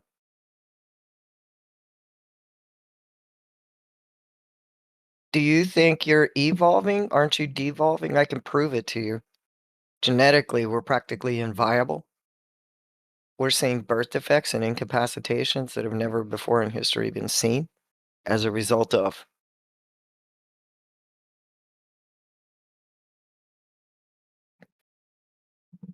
technology. It's causing permanent brain damage now Mm-hmm. In in the kids. Longitudinal studies. They've lost their parietal lobe function, which makes them turn into QAnon Kool-Aid suckers. They're losing the empathy paths, which makes them less than human. We're devolving, honey, with technology, not evolving.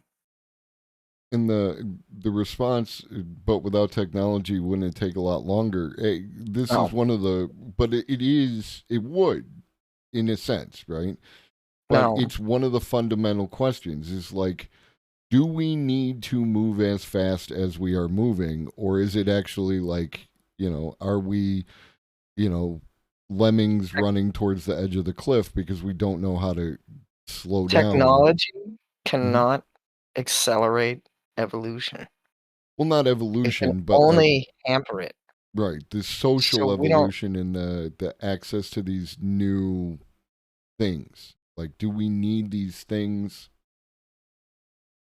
You already have adapted to the technology. Mm.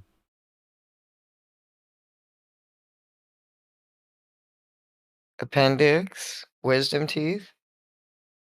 These are adaptations that occurred with the advent of certain technologies. Hmm. Inability to tolerate weather conditions.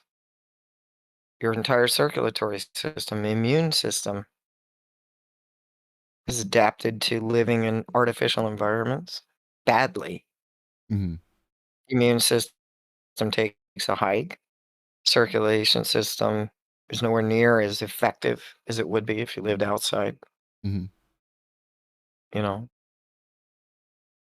So technology can't accelerate evolution. It can only hamper it.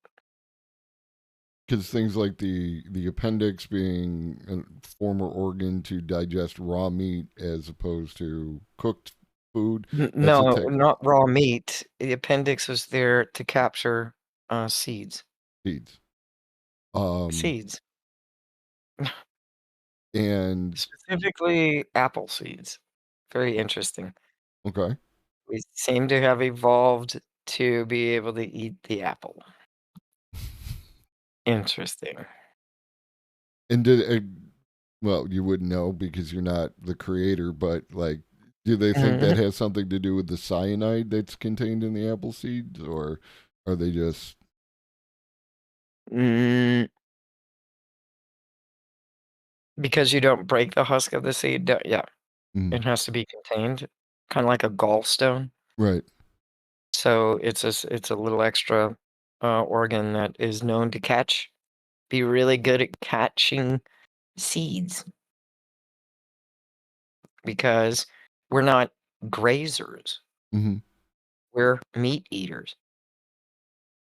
So we have this little extra appendage to catch the seeds Hmm.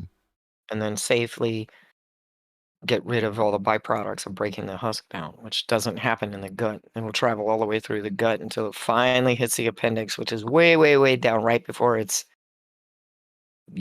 out. Hmm. There's this little sort of sink and doof, breaks it down and gets rid of it. All the acids are concentrated, so it had that purpose. It was also originally much larger than it is, and it atrophied and then eventually became obsolete. And there's a condition that people get. I don't know if it's diverticulitis or if I'm just associating those two, but like people get seeds in their large intestine and then they have to have a surgery to get that, cleared up. So that makes a Mm-hmm. lot of sense. Mm-hmm. But you're absolutely right. Like they're like living in a house, the building materials, what we make our carpets out of. There's all these different chemicals Uh-huh. that are like, our Uh-huh. immune system and our other systems are exposed to on a Mhm. constant basis. It's maxed out and craps out. Hmm. The adaptation to be able to ingest wheat and milk. Hmm. Only a minority of humans can ingest cow's milk and wheat, Hmm. gluten.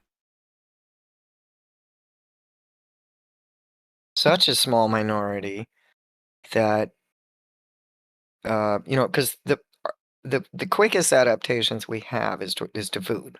Hmm. Turns out we're incredibly adaptive to food, Hmm. right? Um, but I don't know if that's the quickest. I think that's the second, like, gross adaptation that we can make is to food. The first is to climate. We're actually highly adaptive. Okay. We're supposed to be highly adaptive. When we have artificial environments that are regulated, Hmm. we lose the ability to adapt. So I'm afraid that technology is destroying us as a species. We're no longer able to adapt. Hmm. We have to adapt the environment to our current condition as opposed to adapting ourselves to the current condition. True. Luckily, the majority of people live in conditions where they don't have those kinds of artificial environments. Hmm. So the majority of people in the world live in uncontrolled, unregulated, natural environments. But then, so what? Because you have so much pollution that it's choking them all out. When you specialize, you're on a fast track to species obsolescence Hmm. because you're going to end up with bottlenecking, Hmm. and then that's it.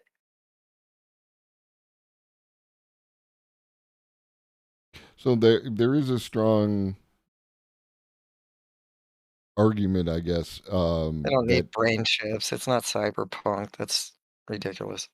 that after that if we Ridiculous. were to get this giant solar flare that wiped out technology, the Yeah. vast majority of the human species would be relatively okay. Yeah. They would be fine. But it is only The techno junkies would drop dead like flies everywhere right. and quickly. Case in point, natural disasters in first world countries. Hmm. Unbelievable. Look what quarantining and COVID, when you had all these crazy zombie Karens running around, Hmm. yeah, and then you had like 30 million people going no vax, whatever. I'm not wearing my rights, all this dumb shit. They're not even able to adapt socially anymore and cognitively not able to adapt any longer. Yikes. It's done its damage. That's it. It's done. I You might as well crawl in your cell in your hive in the matrix and take the other pill. I never looked at it like that. Mhm. As far as like I knew these people were maladapted to, They're the social maladaptive. like like in the village, right? Like if we take it back 10,000 years whatever and we go Mhm. into the village, a person who pops off like this would basically like solve themselves, right? If you don't want to take the healing from the medicine folk, then Your okay, problem will solve itself because exactly. exactly. You will take yourself out of the gene pool. It's just that simple. Right. So Well, come we back next time. now we have this technology that is You're preventing that from happening. you're you're overextending lifespans. You're indefinitely you're attempting to prolong inviable organisms, and you're attempting to accommodate increasingly so defects that never should have happened in the first place. Hmm. We have, and you can see many reports on it, and it's been for more than 20 years that we have, because of artificial environments and pollution, we have lost the ability to adapt. Many people have lost the ability to adapt. The species overall is showing signs of nearing its zenith, its obsolescence point. Hmm. We surpassed that threshold 50 years ago. We're just like every other species. Hmm. So we have these incredibly specialized functionality that and dependences that take over for all other adaptive functions. Hmm. Um, we get really large. We need to eat a ton, basically like a panda, Hmm. and we're at the end of the line. Every other species follows that exact trajectory. Hmm. Yeah, if you can't Dinosaurs did it. continue It- to so adapt back and forth, you are going to eventually die out. adaptation is the key to survival. That's evolution. Technology doesn't allow us to adapt. It cripples us and then it accommodates us. There is no progress. We're literally undoing evolution. That's not progress. That's Hmm. stupid. So they should stop calling us Homo sapiens, the smart monkey, because we're neither. We're like the worst thing, veritably the worst thing that ever happened to this planet. Hmm. Period. And since we are the worst thing that's ever happened to this planet, it's not going to get better. We can't be other than that. We were born bad.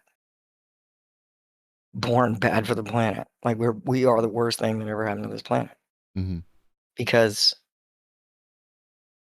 we are our own worst enemies.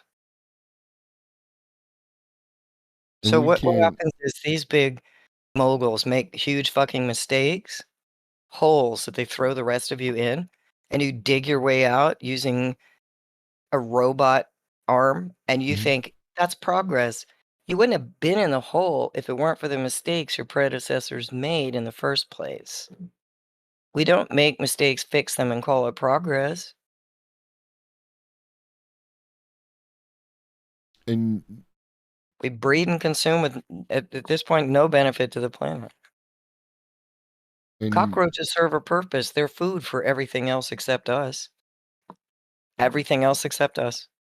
Why do you think there's so many of them? mhm. That was their evolutionary adaptation. They used to be ginormous and there were far fewer. They're food for everything else but us. And this is not. We're born bad for this planet. Right? I This don't know, is because originally we didn't do, we were very few. It's a miracle we survived at all. mhm. But because it's within our capacity to do this much damage and destruction, it was in the build from day one. We have this big, fancy prefrontal cortex that makes us do things like make tools. Hmm. And we are always going to be making tools. That's what we do. Homo habilis, right? Mhm. That's what distinguishes us. It's off the charts what we can make, and it's unbelievable. And this is. Humans have killed each other out before. It's your turn now. Yeah, like you don't see a whole lot of Neanderthals walking around. Right? Yeah. Yeah. Yeah. They were killed out by Homo sapiens. And this is like this is We not are, something that we can undo, right? Like well, we're on a evidently trajectory. not. I thought there was something to be done with climate change, but evidently no. It's like 70 years and then that's it. Anyway, suffice it to say, nobody here will be alive to see that. Mhm. So, I don't know what we're all doing here right now because I'm like, well, there's this giant solar flare coming, there's this big comet coming, and, and then there's runaway greenhouse effect coming, and I'm like, well, what are we all doing here now? We're on Twitch with our technology crying about it. I don't know. I guess in our last days, it's kind of comforting, Right. Oh, Memeing the depression apocalypse. Look at this. It's so doomer. I know.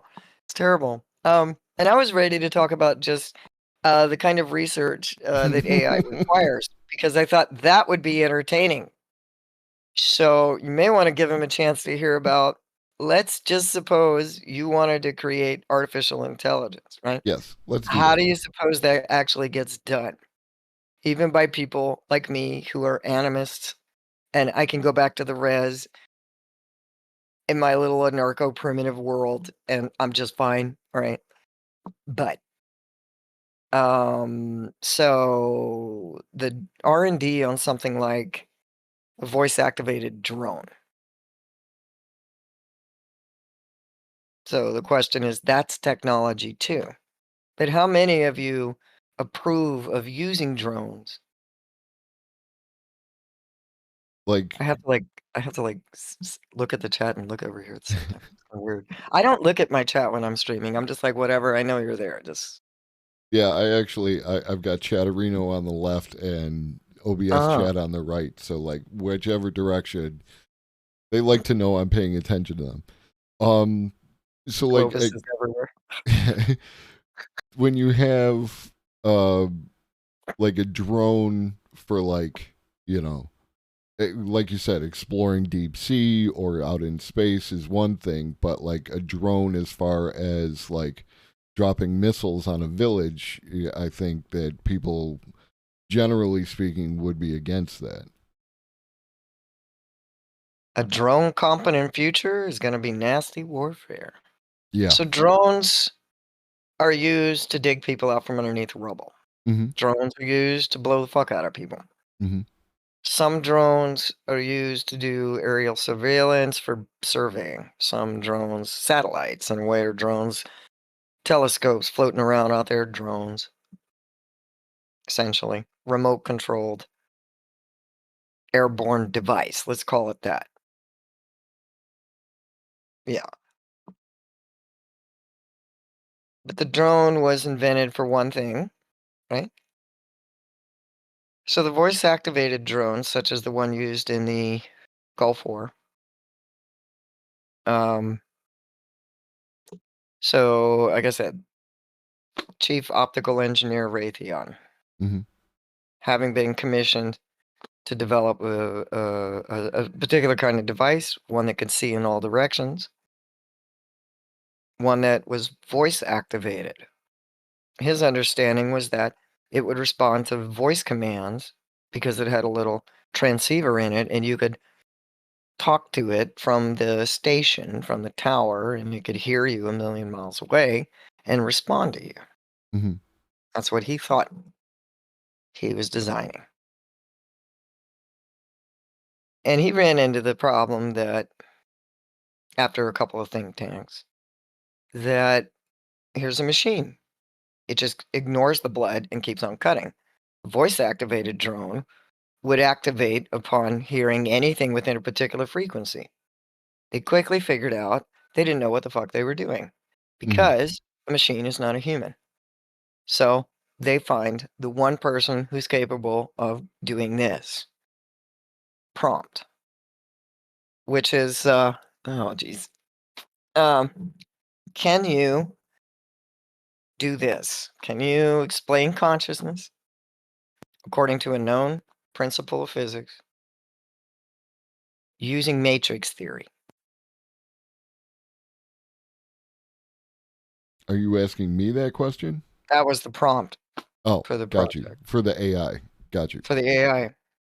What does that sound like to you? Explain consciousness Mhm. according to a known principle of physics using matrix theory. What kind of device do you suppose that would create?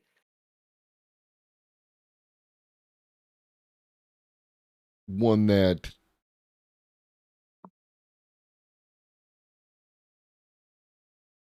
I mean, it would identify what consciousness is.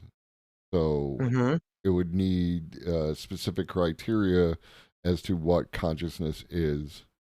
Mm-hmm.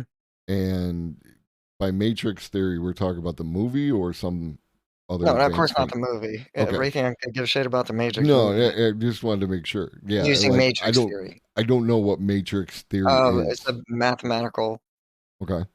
um, method. Hmm.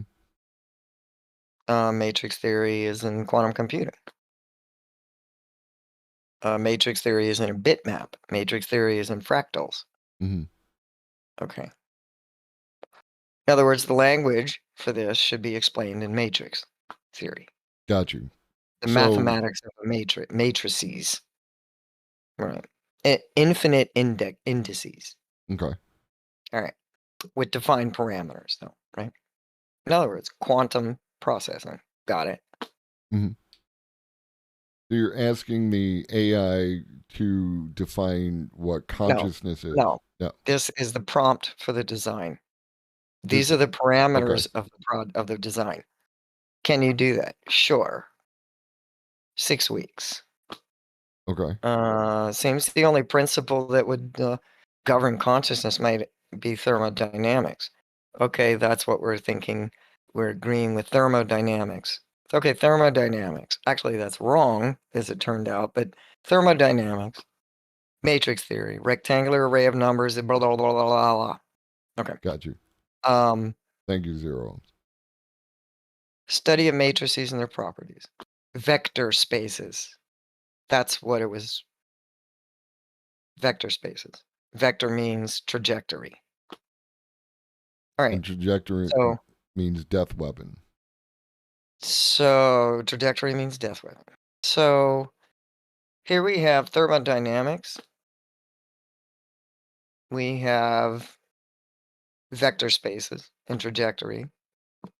We have this. The fact that this device, it means the Terminator movie in real life. Yep. That's what it means. So this device can distinguish the sounds made by only a living organism, Mm-hmm. all right? Only a human living organism. So it's narrowing its target Mm-hmm. to only human, not anything else, right? It can see in 360, so it can make visual. It can transmit visual data. Mm-hmm. It can see from a mile away, 2 miles away, right? Or more. It's actually satellite. It's communicating to a satellite. It can be directed via satellite. Turns out it does not require voice activation. Turns out what it was looking for, as the research was done on the thing, because you can't account for consciousness in a machine, right? It was thermodynamic, which meant it was zeroing in on body heat. Mm-hmm. So it was motion sensitive, like infrared. So it has an infrared eye. Mm-hmm. Technically capable of projecting a laser at some point, depending if you reverse its signal. That's what would happen. So it looks like Cyclops up there, with electronic eyes, right? Looking for heat and motion detection. So predator, think predator, right? So it can body heat, motion, human voice, as opposed to mechanical transmission or recorded voice. It could distinguish a live human target anywhere on the planet via satellite.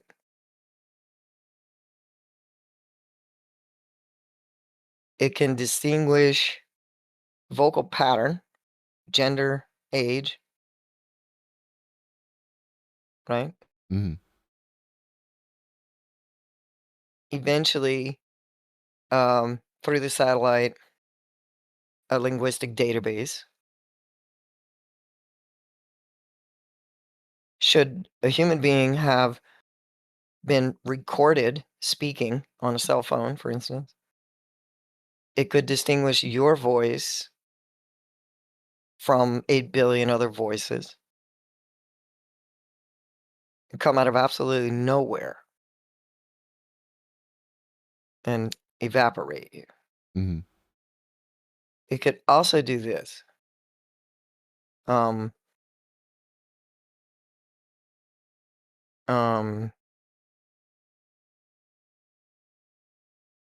you make a phone call, you're on your phone, you get on your phone, you make a phone call, right? You hear on your phone this funny buzzing, high-pitched buzz, right? Mm-hmm. This thing overhead, far overhead, a mile overhead, you cannot see it, right?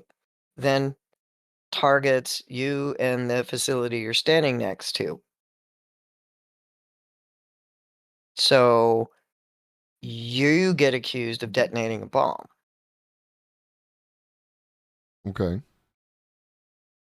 Or it could just blow you up. Because these were these large drones that you hear about them, that they're using in warfare. Right. And they're large. They're just so high up you can't see them. So you don't. Right. It looks like a bird, maybe even that, right? And tends to hover around and then, right? Like the Predator, the Global Hawk, whatever other things they have that they haven't told us about yet. Or whatever else they've got. So it took all that research to tell a drone how to target a single individual and eliminate them. Mm-hmm. So when that research was handed over and the device was perfected, finished its R&D, and it was given to the military, lo and behold, the military says, "Oh, okay. Well, we'll accept it. We consider your contract satisfied. And then we're going to take as many prototypes as you have, and we're going to go ahead and produce these. And then, of course, we're going to own all this research for 20 years. And basically, thank you, and we'll get back to you." That's it. They took it for free, put it to use immediately. Mhm. And that became the drone of the Gulf War. Mhm. But the R&D, it took first the idea behind it, just like art. The idea behind it had to be perfect for the design to be rendered, Mhm. having to account for load, velocity, distance, solar interference, solar wind, all of it. All of it had to be taken into account to create one of those death weapons. Mhm. Of course, they didn't tell anybody that's what it was, but I remember the engineer saying, "Is this thing what I think it is?" And I said, Well, yeah, I thought you knew that." No. I was like, oh, yeah. What, what do you mean you didn't know that? I knew that. I know what these things are for, because he brought me back the whole Mhm. package, right? And I went, "Oh, that's it? Okay, yeah, all right." I said, "Well, you didn't tell me that's what you were using this for, but I could have told you that's what this is." And he had a nervous breakdown, went into the psych ward, and then resigned. So one way to stop technology from ruining your life is don't develop it, right? Mhm. But um, so the R&D took thousands and thousands and thousands of people in about 5 years. All right. And that's after multiple rough attempts till somebody finally figured out that there was something unique about human expression. So they needed an evolutionary linguist to be able to explain to them why. Mhm. The actual research goes on in a different form. Turns out it's not the law of thermodynamics, it's the principle of relativity that governs consciousness, which is exactly the same principle that allows a quantum computer to operate. Mhm. Thank you, Mr. Oppenheimer Jr. Yeah. So, um, somebody has to make a proposal and contract a researcher or a research team. This was phase 4, luckily, so I was only there at the last phase. Which took 6 weeks. 6 weeks to finish it, to finish the design without knowing how, it was gonna be used. They just didn't understand how the matrices worked. No. No one lives forever but me. Chomsky is not going to live forever. Chomsky doesn't want to live forever. Right. Only I want to live forever. So, um, so you have a project supervisor for research for this, for artificial intelligence. You got something the size of Raytheon, but then you have to have somebody, there has to be a reason to do that kind of research. Mhm. So the military had a reason. Right. Then the expense of it, the cost of it takes years. It's thousands. Like it was like what the drone took. I don't know what the drone required in terms of costs. Multi-billion budget, Mhm.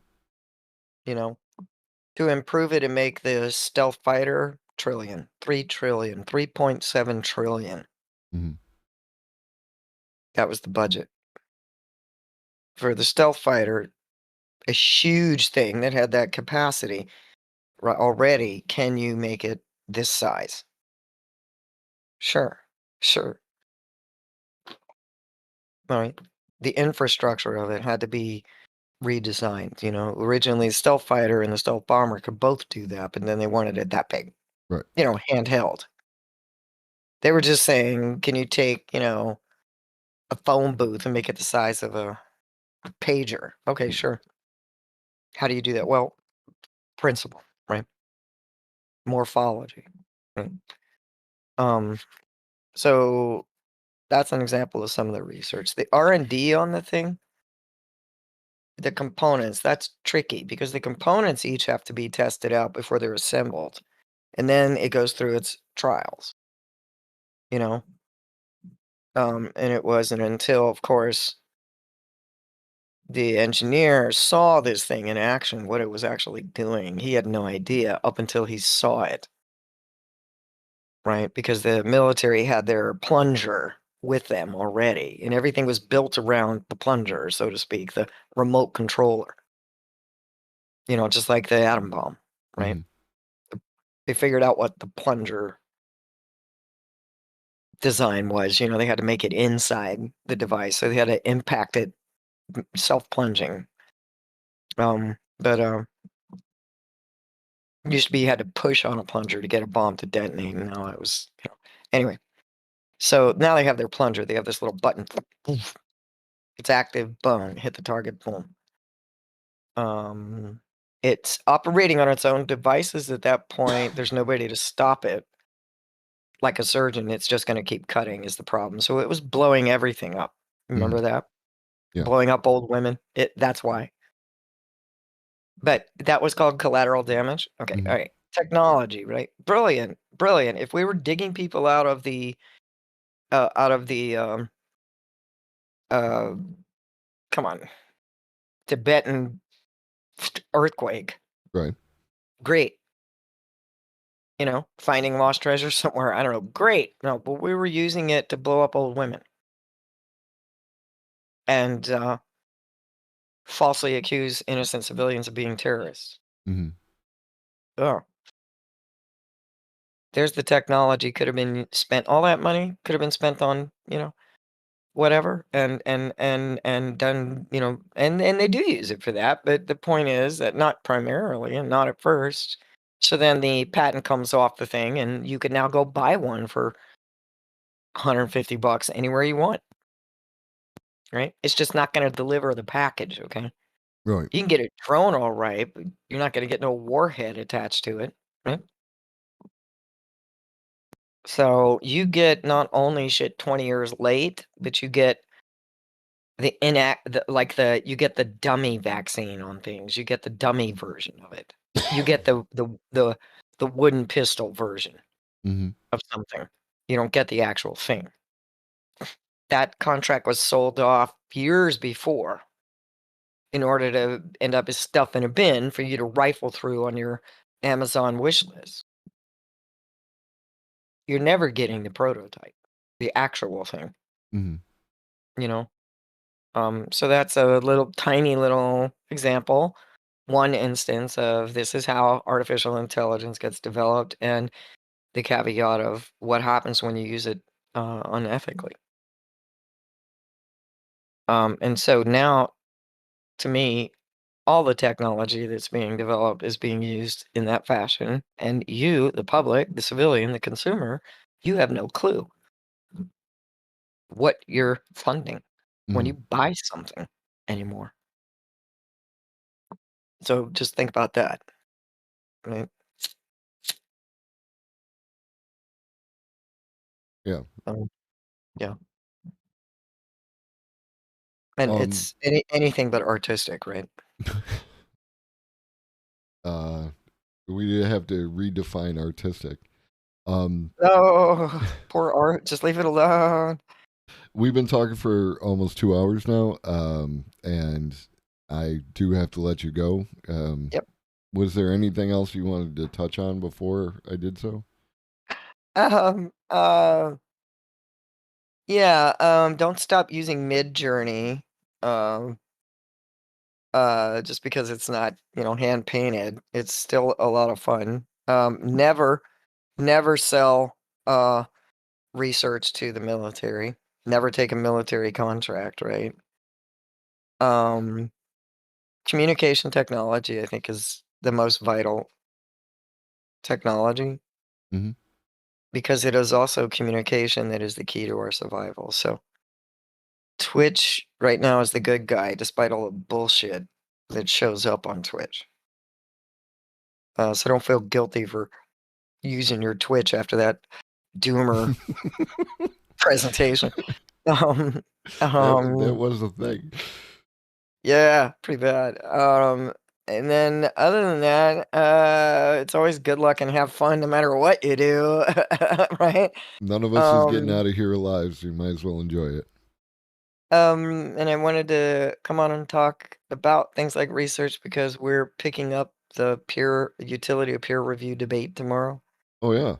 We're going to be doing a mock peer review with actual researchers and reviewers, and then going into the debate. Nice. Assuming that we have the people to do that. And it's judge and jury, which means chat is the reviewer of the debate, and you get to tear the arguments to shreds. And after they finish doing their debate, we're gonna just kind of let it go right into the typical debate panel on Twitch. Because the issue has pissed off every academic on Twitch at this point, and it just won't die. Right. So I thought, well, that's it. I'll host it. It's our first debate of the year. So I hope people come by, and if you do like debate, come by and see if you want to sign up. Oh, Yeah. you have a globally banned chud.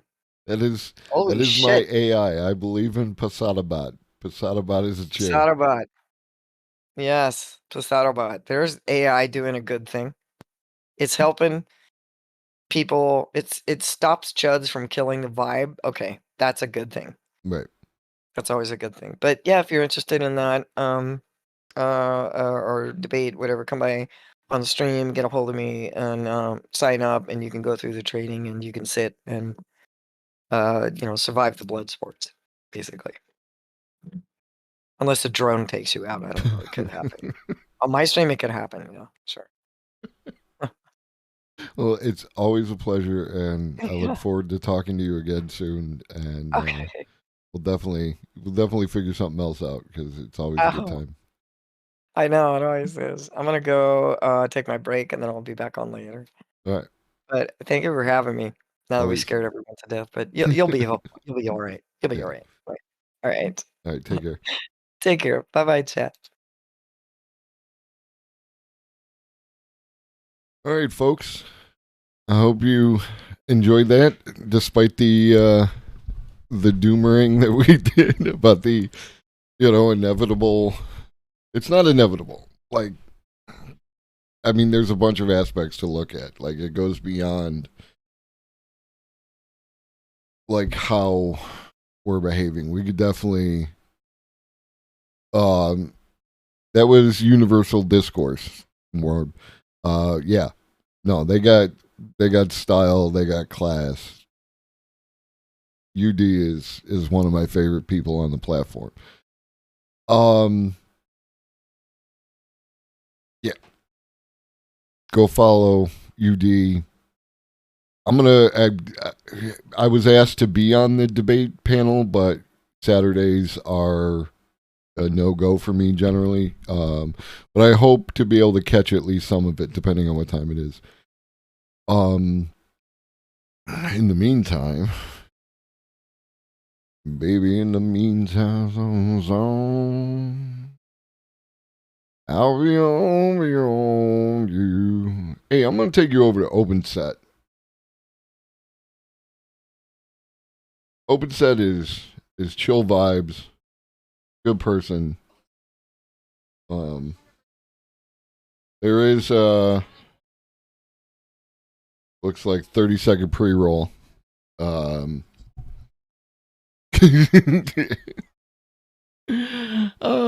See, I don't care about Aiden Ross. Read OpenSet. OpenSet is cool. Stick around for the raid and then be about your business, but I really think you should at least catch a portion of OpenSet stream because it's a whole vibe. It's a whole presentation, audio, visual, the whole thing. In the meantime, Drink your water. Eat some food. Take your meds if you forgot. Shoggy loves you. And so do I. Morb, there'll be a VOD you can look at if you want to check it out.